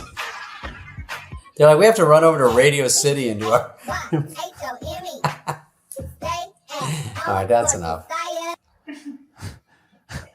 We get it. You always start talking, and I'm just godsmacked. I'm like, I what? know, it's funny. What am I looking at? It's funny because on TikTok, nurses are always doing bits in the hospital, and then you pan over, someone's like, beep, because you're like, are you on a break? When do you have time to do this? But I don't mind it. I just think it's not that adventurous. They're just hopping around with clouds. Ha, ba, ba, da, ba, ba. They should have mimed and had a whole dance choreography around changing out an IV on a patient. Yes. Bedpan. Or play the bedpan like Stomp, like that show Stomp. Have you? With the You garbage probably can. you haven't been in the hospital much. I've had a few nights in there, but they say, "Would you like a bedpan, or do you think you can make it 6 feet to the bathroom?" I'd like the pan. I like want me to jam a pan under and your you can buttocks? stay and watch me, and then take it away. No, I'll make it to the bathroom. When you pee, do you usually have a rod? Because we are trying to figure out, is it going to go straight up? Because if you're lying on your back and you can't move, so they lift your buttocks area and put a bedpan under so you can take a I always poop? made it to the bathroom. What a hero. We can put a thing up your urethra, or if you could make it 2 feet to the bathroom, we won't have to do that. When I got my hernia, down girls. Hernia. I got a hernia. And then when I woke up, she goes, all right, it's time for the catheter. She that's it, the catheter. grabs my wiener and she takes like basically a number 2 pencil, whatever it is that's too big to go on your wiener. Mm-hmm. And she rams it in with two people from Game of Thrones, like, ram! I screamed Heather heard me. I screamed across the room because I'm like, why now? I was out cold for 4 hours. Wake up for the worst pain in your life. Are you up? Okay. Hi! What? You could have slid it in. I'd be like this. Like, you know what I mean? Yeah, they get it in there and I'm like, wow. Mm-hmm. And then they say, can you? And they go, you probably can't pee for a couple days. I'm like, God. It's totally appropriate you're making those sounds. I had something funny happen to me in that world. It's funny now. So I'm getting a stent, this is years ago. But anyway, after the thing, they want you to pee into a plastic bottle, but it had a serrated edge they didn't tell me about. So that I had so many blood thinners in my system that there was a little cut on my wiener, as you would say, and it wouldn't stop. So first of all, there was a very pleasant, rotund woman with gloves on that just held my member for about 3 hours. Were there finger on it? Yeah, pinching it. Yeah. Oh no! I So her should say thumb's on it, pinch- so it's covering 80% of it. That's terrifying. No, I was doing it.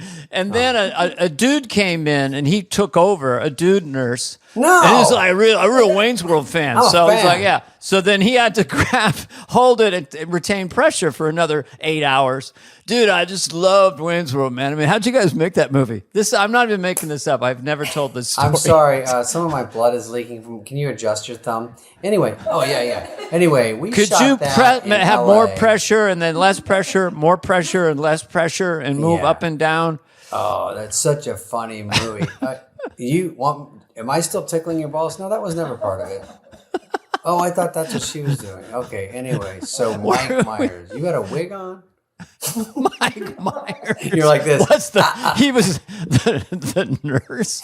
No, Lorne I'm saying the Michaels. I guy was just in had a the lot of building. questions. He's like, okay, I guess this is the part where I put my finger up your butt. And you're like, no, I don't know where you're getting the wrong instructions. I'm just bleeding out of my wiener right now. No, I'm here just to get my blood pressure checked. I Yeah. don't need any kind of fisticuffs. All right, let's. On that note, we should probably bring Danica out. This was shot a couple days ago, and so we might be wearing something different. But Danica Patrick is a supreme race car driver. She's a very good athlete across the board. The first woman world-class race car driver. In open wheel and NASCAR. She's done both. And we have a long Indianapolis conversation. We go 500. all over the place there. We talk about Yeah. aliens. We talk about, it's not just about the racing. Yeah. Aliens, lot we going get on. to what might else live amongst us. How's that for a tease? Yeah, get in there. Let's get right to it. All right, here's Danica.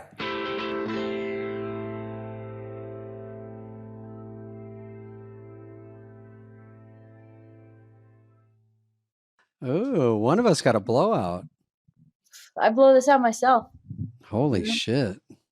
That's have a a whole cool room team. here, Boys. whatever that is. Yeah, where are you in Scottsdale? Yeah. No, I'm in Colorado. It looks kind of Rocky Mountain high Yeah, in that place. Yeah. I had to get out of the heat because it's lava hot. It's horrible. It's horrible. Do you bail on the summers there? Yeah, as much as I can. I was there for about 3 weeks, and I just hated my life. I felt like I was in prison because I couldn't go out past like 11. Then I have 2 dogs, and they can't do it either. So Their paws get fried on the I sidewalk. don't like the heat. I Exactly. played Vegas last July and it was 121. And I said, "Hey, do other people play this room?" It was the Mirage in July. And they go, "No, they don't play it." in July." Nobody comes to No Vegas in chance. July. There was everyone canceled at the hotel and the people were there were fried and hungover. But anyway, back to our guest today.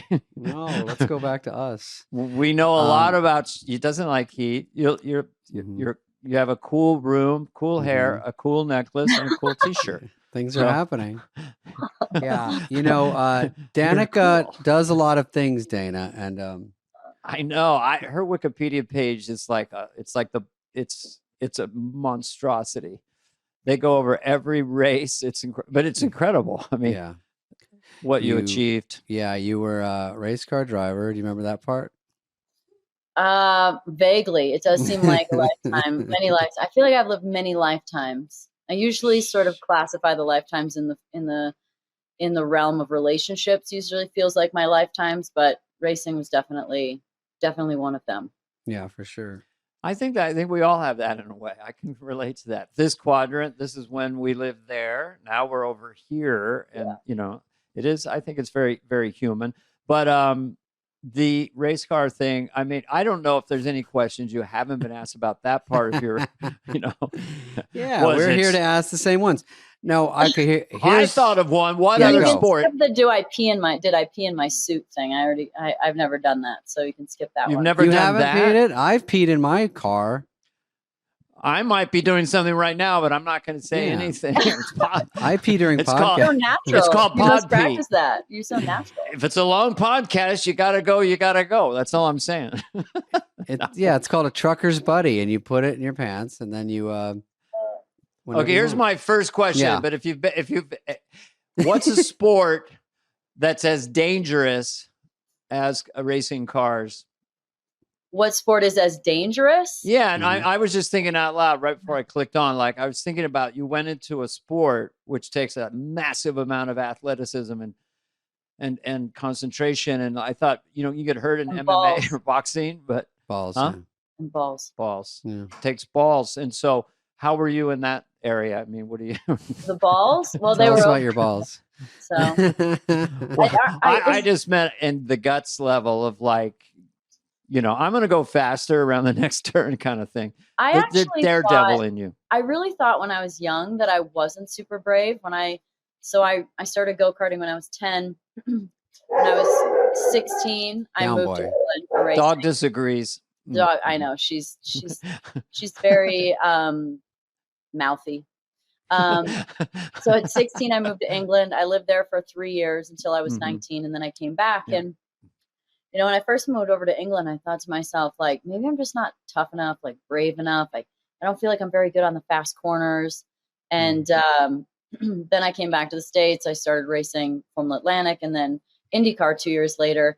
And turns out that wasn't the case at all. And that you really, in racing, you have to get the car to feel really comfortable for you.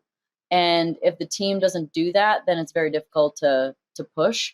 And so when I lived in England, they didn't care at all about me. So the car felt terrible to me. So Have you ever been in the middle of a race where you're going all out and then you go, fuck, I wish I could move the seat up like 2 inches. you have no idea how much of a pain in the ass it was to fit me in a car, because we had to usually put like something to raise my feet up so that I could get closer to the top of the pedal so that I was putting my feet on the right spot. Again, I think it's because it's like ironically hailing here in the middle of the summer. It is? And it's like sunny, but a couple clouds, but it's truly hailing outside. I thought it was one of those things where you say to the dog, if it feels like it's not going well, start barking, and then I'll say I have to leave. Yeah. But that would be actually quite the skill set. It's like, a the good dog date. in the commercial is going to get a beer for them. Like, if I could get the dog to like get me out of jail free card in uncomfortable situations, that would be a major skill set. But anyway, so turns out I had the balls to do it. You I had was the feet long enough and everything. Yeah, got the car fitted to me. So it was definitely, there were times where I was too high, too far forward, too far back, too far down. The whole time. And not the whole time, but usually at the beginning of the season after you got fitted, you'd figure that out very, very quickly in the first sort of time that you got in the car. And sometimes like I would be like working on the seat myself and like shaving it down and taking pieces out of it, and very, very manly of me. But yeah, fitting in. What was your height and weight in your prime race car driving? How small were you? I probably I'm 5'1". Never really grew past. I'm gonna guess that was got to be like 9th grade, and I've been like around 110 pounds ish my whole life. So did you ever consider, if the race car driving didn't turn out, you'd be a jockey? Did you ever think about being a jockey? Just kind of kidding, but I mean, I have ridden a horse before. It was like once I got into NASCAR, so it was later. And I think what are the speeds? There's like loping is sort of like a speed with horses, and it's kind of scary. I'm not sure I would have been okay with it. Those horses, every time I see a horse like running fast or going through water or just carrying someone fat on their back, I just think, I feel so bad for their legs. And when they break them, they have to kill them. And I'm like, I don't know. It doesn't make sense. Yeah. Like the man with those little legs and big body. Good job, Dana. Bring up the sore subject. But also, Danica, I don't know if you're part of this scam. I think I was promoting something and we went to Darlington maybe. And there was a guy that would drive idiots like me around to do a lap or something. Do you remember this guy's name? It was something funny. They probably got someone that was a driver or has been at some point in something.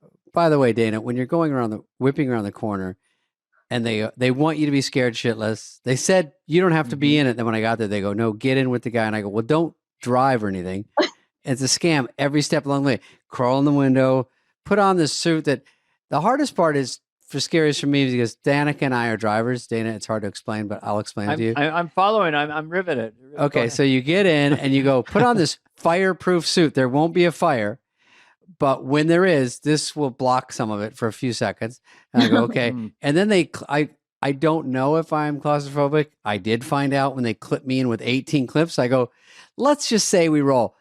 How do we get the clips? And the guy's like, oh, I'll be long gone by then. I'm like, I know, but with me, when I'm in the car burning, there's so many clips. I lost track. I go, good luck.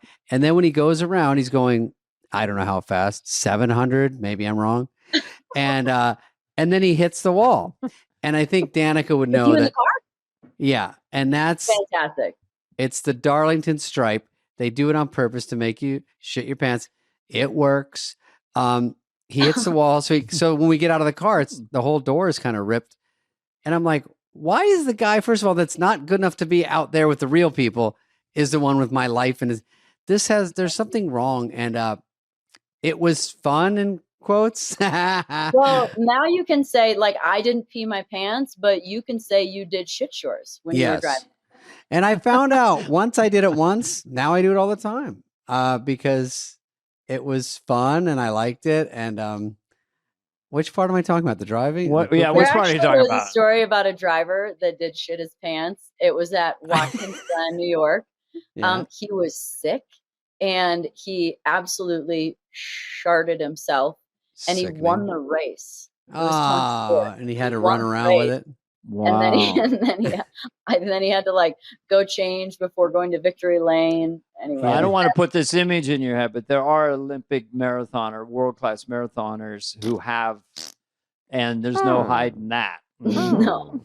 Yeah, Listen, that's we've got harder a to theme. hide. Now we have you a guys theme for ever this. run for like long distance and known about this whole have to shit thing? I was a distance runner as a younger person, but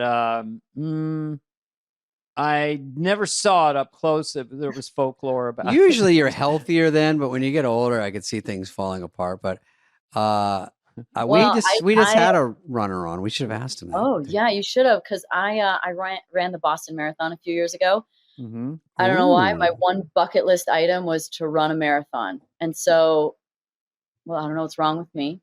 But my friend said, "Hey, I think I can get us into Boston," and I was like, "Yeah, cool." So she did, and I had to do a lot of training in Arizona, where it was like, I would go as soon as like barely sunrise. What I didn't realize is I should have gone in the dark. But it'd be like 100 to 105 by the time I was finished. And there's something about the heat too that really makes you want to go. Mm-hmm. Oh. That may make I didn't sense. though. So I never did that either. Danica, I don't want to brag, but when I used to walk from McCormick Ranch to my friend's pool on like Lincoln and 60th, Dana, this sounds like a brag. I would wear just raw dog it, just shorts, no sunscreen, no hat, 3 miles so I can go in the pool. And that was in the summer when I was in high school. And that's all. Just bragging. That was my Boston Marathon. Barefoot too? Oh, I see. Not full raw dog. I had some Stan Smiths on. Actually, the story is partially a lie.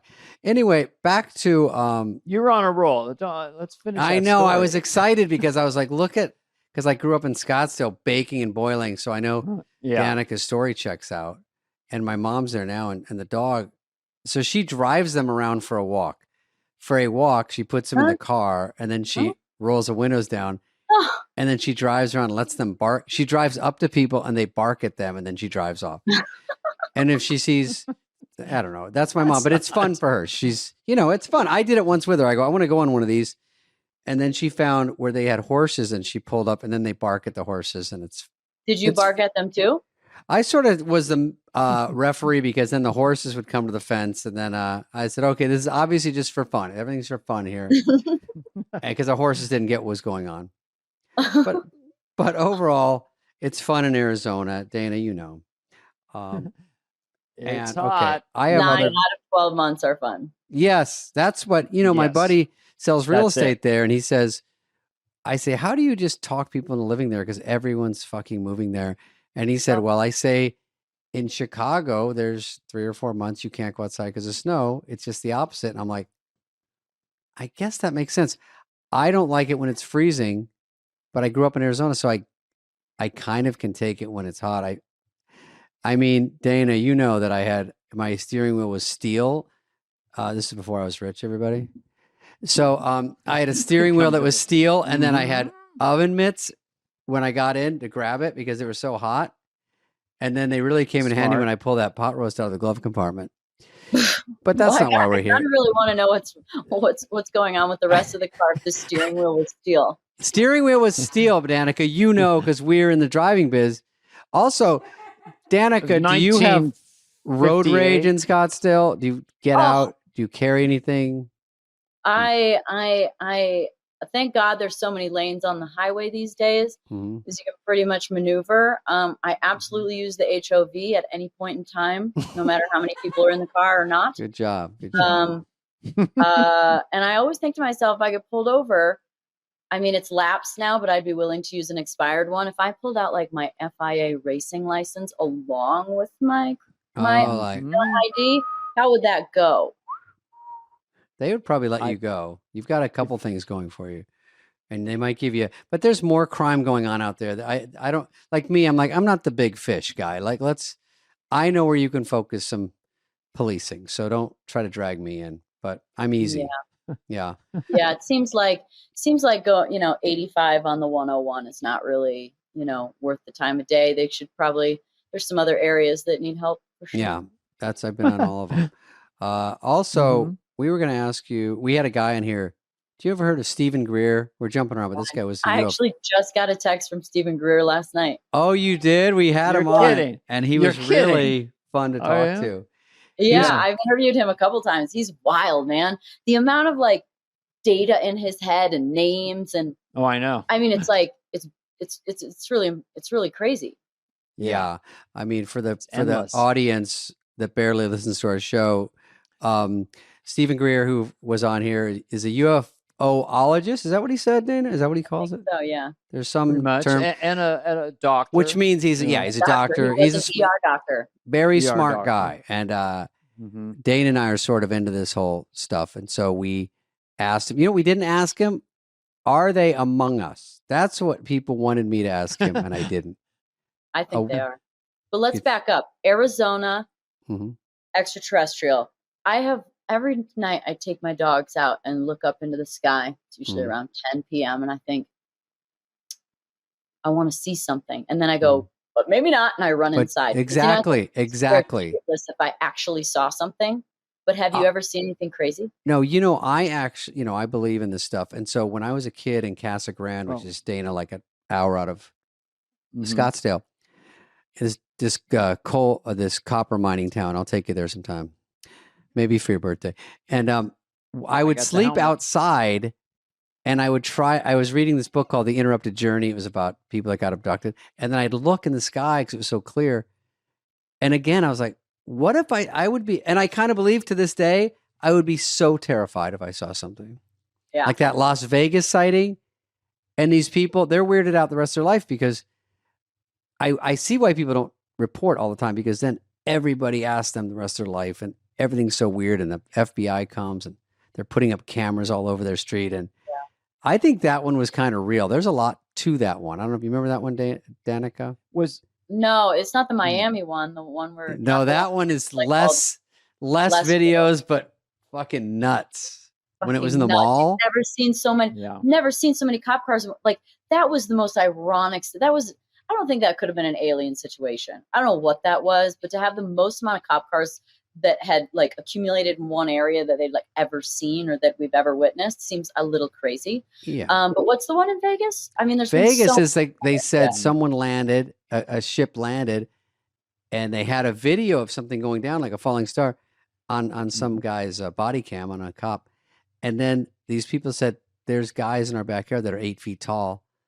Yeah. And they came over, and then I look at the video. It's all over TikTok, of course. I went to the University of TikTok. And so I look, and then they looked at where they're not holograms, but they're cloaked, it looks like. So it looks like they say they are there. And these people we swear they're here and they're huge. And then it's all scary. But that was kind of a big one. Depends on what you're into. Is there like a drug area? Do they make a lot of meth in that area? No, I don't think. I think these people sounded real. And then, of course, like one day they just flipped their story. I didn't see anything. It's like a kidnap tape. Well, that's like the Men in Black sort of thing, right? Mhm. Like where Right. they come and Yeah. they tell you like, you better shut your mouth. I believe that stuff happens too. I mean, I think there's a lot of weird stuff that goes on. Yeah. Yeah. I also think that if there was sort of an interaction with an extraterrestrial, because there's some that are benevolent. Actually, I think most probably are. And I think that Stephen Greer probably said that most of them are benevolent. Mhm. That I actually think that there would be a positive. I think you'd almost get like put in a trance. Yeah. Almost as if, have you ever seen the movie Contact with Jodie Foster? Yeah. Oh yeah. She like sees her dad and her dad, Yeah. but it's Mhm. actually an extraterrestrial, but they took the form of the dad to make her feel comfortable. Yeah. Like, Mhm. I think there'd be some scenario where you wouldn't feel uncomfortable. You'd be, the frequency would put you at peace, I don't Yeah. know. I think that too. But I'm Yeah. still From what I hear is that if you get closer, then you can hear what they're saying to you. They don't talk, right? Have you heard that? Mhm. Like in your head. I You haven't heard don't know. that? no, like from a telepathy standpoint. Yeah. Yeah. I think even Stephen Greer, and I'm sure most of them are just, fist bumps all around. You see an alien, it's like, hey, I'm on your turf. If they want to kill us, which I'm scared of, they could easily. They would have done it already. So I don't think there's that. But there's all these different factions to it. Did Are they? Stephen Greer? What did you two talk about? I mean, Yeah. what you just casually having a conversation with him? No, What did I you- interviewed him twice for the show. He's a huge Okay. hit. Like he's one of the highest viewed shows that I've had for my podcast. And I mean, we talk about. I mean, he goes on, as you know, he goes on and on and Yeah. on. He doesn't need much prompting. There- He Oh, doesn't no, need it's so- much. No, so one story leads fast. to the next, and Yeah. but of course we talk about like why, like the government, the cover-ups, like Mhm. what kind of beings are they? How many are there? Yeah, all the Mhm. ET, alien, all that kind of stuff does so well on my podcast. People love that. There's another girl I think so. that Yeah, you it's could talk to. interesting. Her name's Elizabeth April. Everybody loves her Mhm. too. She talks about some crazy shit. She talks Give about us who's some the crazy reptilian- shit. Sorry, give me. who's the reptilians, like Adele Oh. and Queen Elizabeth and Bieber and people like that being reptilians, like shape-shifting reptilians. Shapeshifters. Is I it see. something with the eyes? Because I see videos where they say, "Look at these people's Yeah. eyes." Yeah. So they are. Wait, let me ask this: was MK Ultra a real thing in Hollywood? Oh, you're Like, asking were they the mind two control top you? reps of Hollywood. Yeah, way more than me. That's true. David, you would know.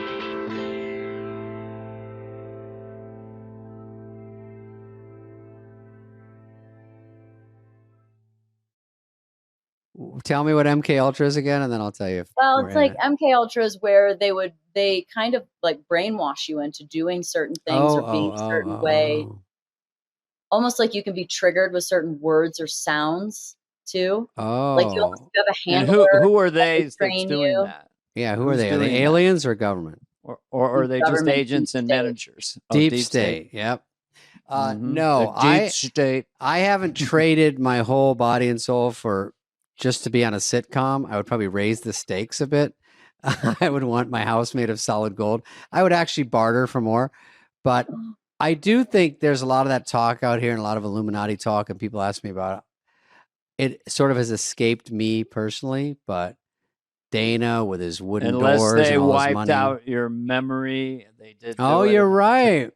I don't know. Mind games. What Mhm. about Danica when you see people that, like they say, Biden wears a mask or other people are a mask out there? Where his Mhm. ear doesn't like connect correctly. Like yeah. where they say where he has like one where there's like a rounded earlobe and then the other one it connects. Yeah. I've also heard bad plastic surgery. But I hope if not you my look at guy. yeah, you should make sure you find your doctor. You don't want those telltale signs. Mm-hmm. But if you look at his face over time, it's pretty unrecognizable. Right. Could be age. You don't know. But sometimes they say they have not just on Biden, Dana. You see pictures of people where they have like a bump right here where it looks like there is a mask. Then there's a woman on the internet saying, we'd make masks for the FBI or CIA, and they're so real. And that was from 4 years ago. They're like, you can't tell them apart.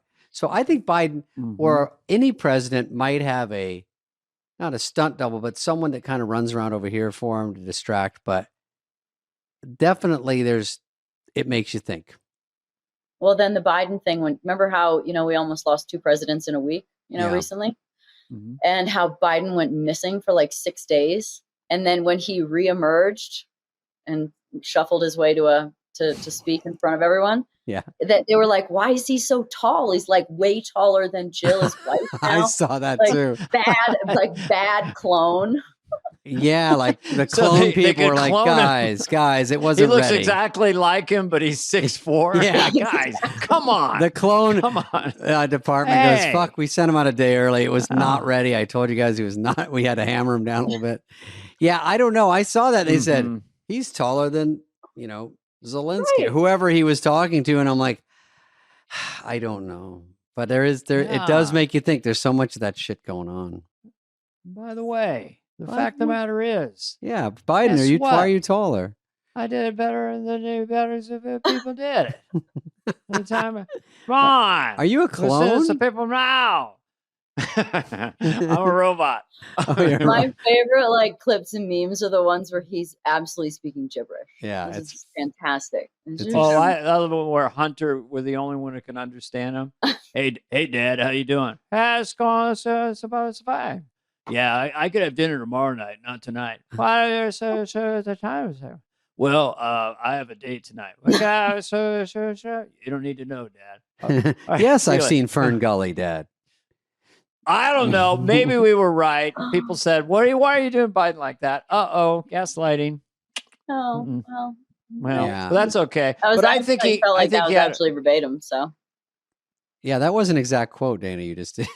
Yeah. No, it wasn't an exact quote. I'm working on new angles because now it's sort of interesting that perhaps this is from the New York Times and stuff. He's not really talking to Nancy right now. He's a little upset with Nancy Pelosi, and he clearly it's a little bittersweet for him. I was the greatest, most transformative president the country's ever had. This week, 400 million jobs. Excuse me, 200 million. Pardon me. So, but we have 15 million new Americans. Yeah. So he kind of grew our population, right? Brag about that. That's true. But anyway, it seems like every week in America now something weird happens. So let's see what. Beep beep. First stop.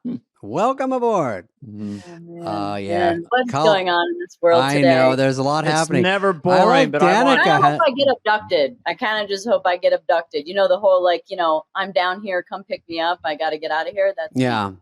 I'd go to Mars. Would you guys go to Mars if you would you go on a trip to Mars? No guarantees, but hey, there's stuff going down there. I mean, they say there's maybe even people are there. Who knows? Would you go to Mars? I think at this point, yeah, I'm kind of, I'm on the back nine. I think it'd be, if Elon Musk is driving, I like the SpaceX, the Boeing Starliner. I don't know if I'd ride one of those right now, the ones that are stranded at the space station. Put me on that Apollo mission that went to the moon. That thing hit that with some armor all and get the cobwebs off it. Remember that little tin can? Did that make it to Mars? Do you think we went to the moon? Do you guys think we went to the moon? I know someone who thinks we, in fact, did not go to the moon, he says. And I said, if they faked it, it's a bigger accomplishment than if they going to the moon. Yeah. They when you can That's bluff a good point. everybody. I do like that is good. But then why did Stanley Kubrick die mysteriously of a heart attack? Didn't know about Crestor, Lipitor, probably didn't check. And, a dose of, who knows, Tom Cruise was there. Let's get in the She goes, why do you die mysteriously by getting hit by a car? Well, I mean, a heart attack, I guess, older guy, but I know the timing is usually bad on those things. People that just died in that flight, the cancer doctor. Well, you got to go into all this stuff. That were the 8 cancer doctors that were in the did Dana plane. hear about that one, Dana? You got your ear to the tracks? The Brazil. No, I was just thinking to believe in the Kubrick death, you have to have your eyes wide shut. That's just for film Filmophiles. I like that one, yeah. I waited for that. But look, why are you two afraid of UFOs? Like, I want aliens to come down. I want to see it. If they come down and they come out and they're blasting me, that would just be fascinating. So there are aliens. Now they're killing me. I don't know. Why are you guys afraid? It'd be fascinating. Independence Day was right. Yeah. Maybe because they say they have them in the, I think they're somewhere right now. I think we have some. I think we have ships. I think we steal the, go ahead. I think, speaking of here, that girl, Elizabeth April, when I interviewed her, she said that there was basically the Anunnaki came to the planet to mine gold, and the reptilians were here. Right.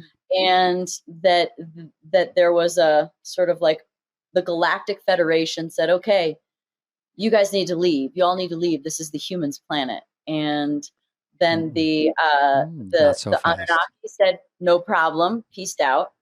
And the reptilians said, hell no, we're staying.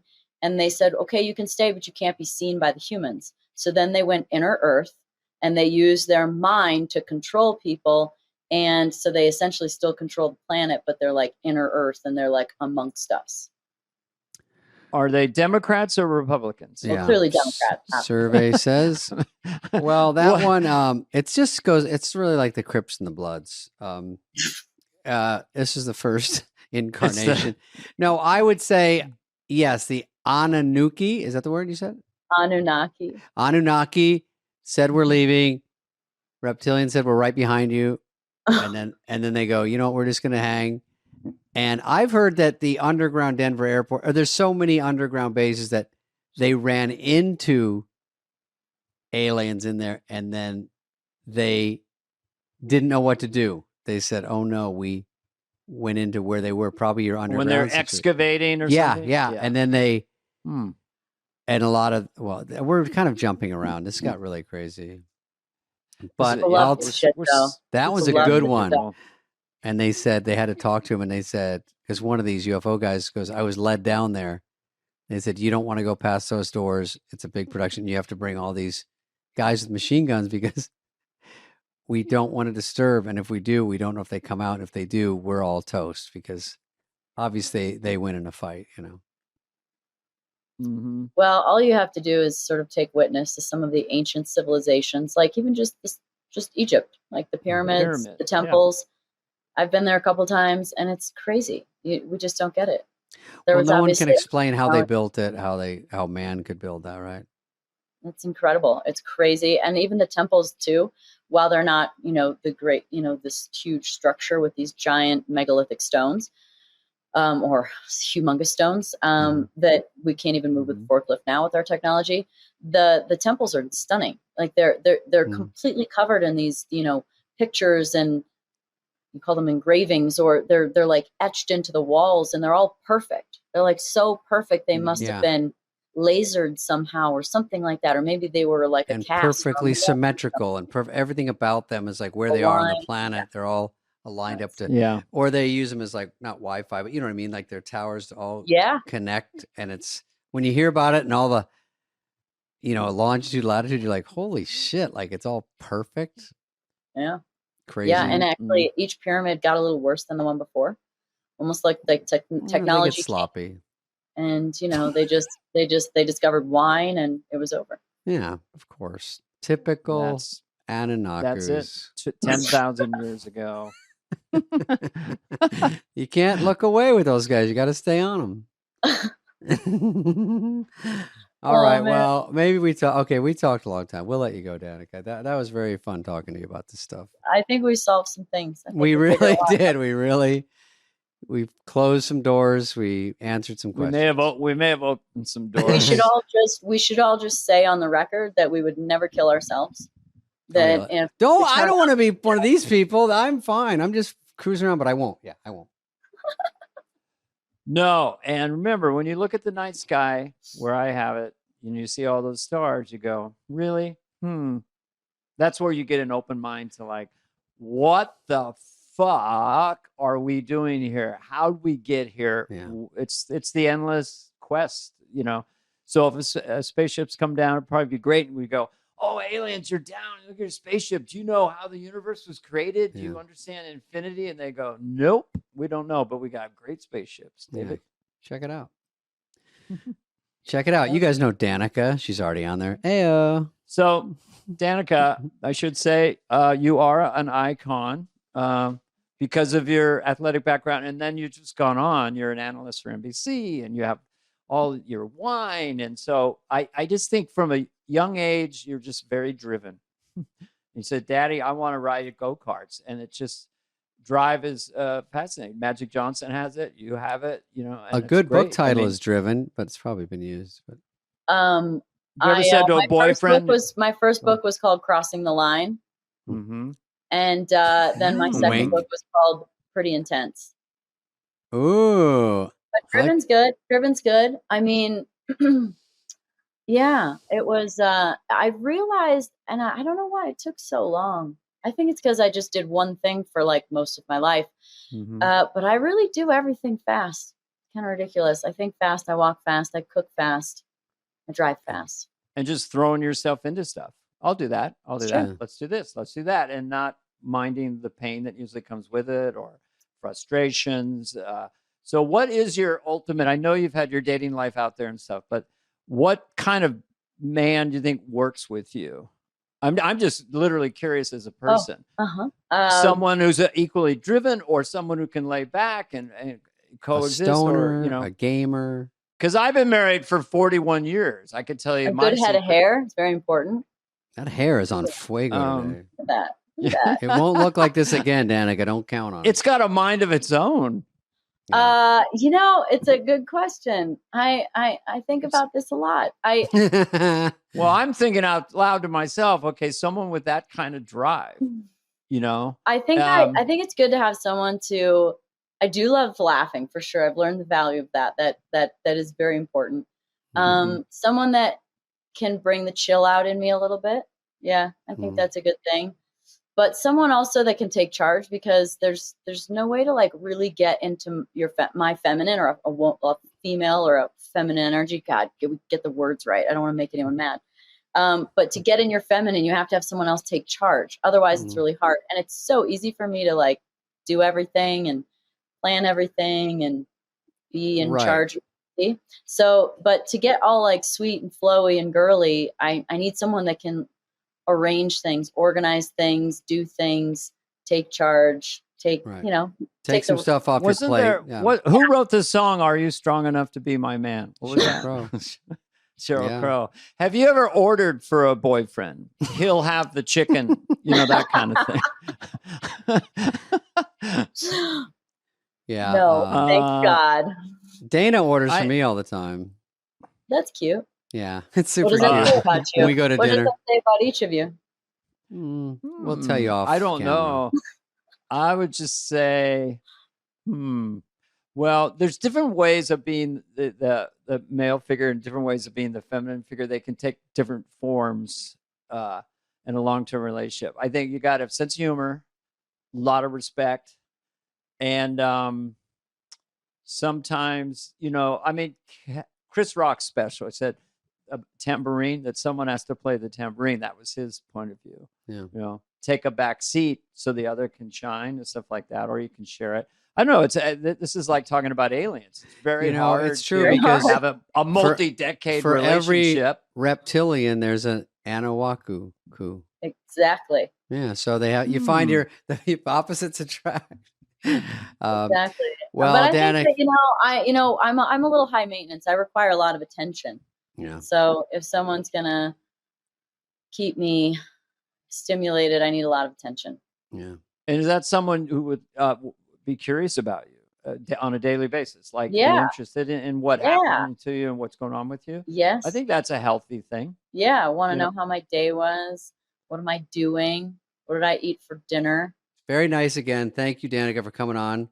And good job with the use of megalithic. Is that what you said? Yeah. Yeah, good job. Thank you. I love big words. I try to make people feel dumb when I say them. You did, and you didn't have to change it and dumb it down. You did good with the first one, and Dana and I are going to That's stay on super. for a half hour and talk about you, but We're going to stay thanks on. for, Well, Stephen Greer is our next guest. yeah. Yeah. And Stephen was great. So tell him hello, and we'll see you next time. I appreciate This it. is fun, guys. Thanks for making enjoyed it. Thank Okay, you. bye, hon. This has been a presentation of Odyssey. Superfly is executive produced by Dana Carvey and David Spade, Jenna Weiss Berman of Odyssey, Heather Santoro, and Greg Holtzman. Hope you liked it.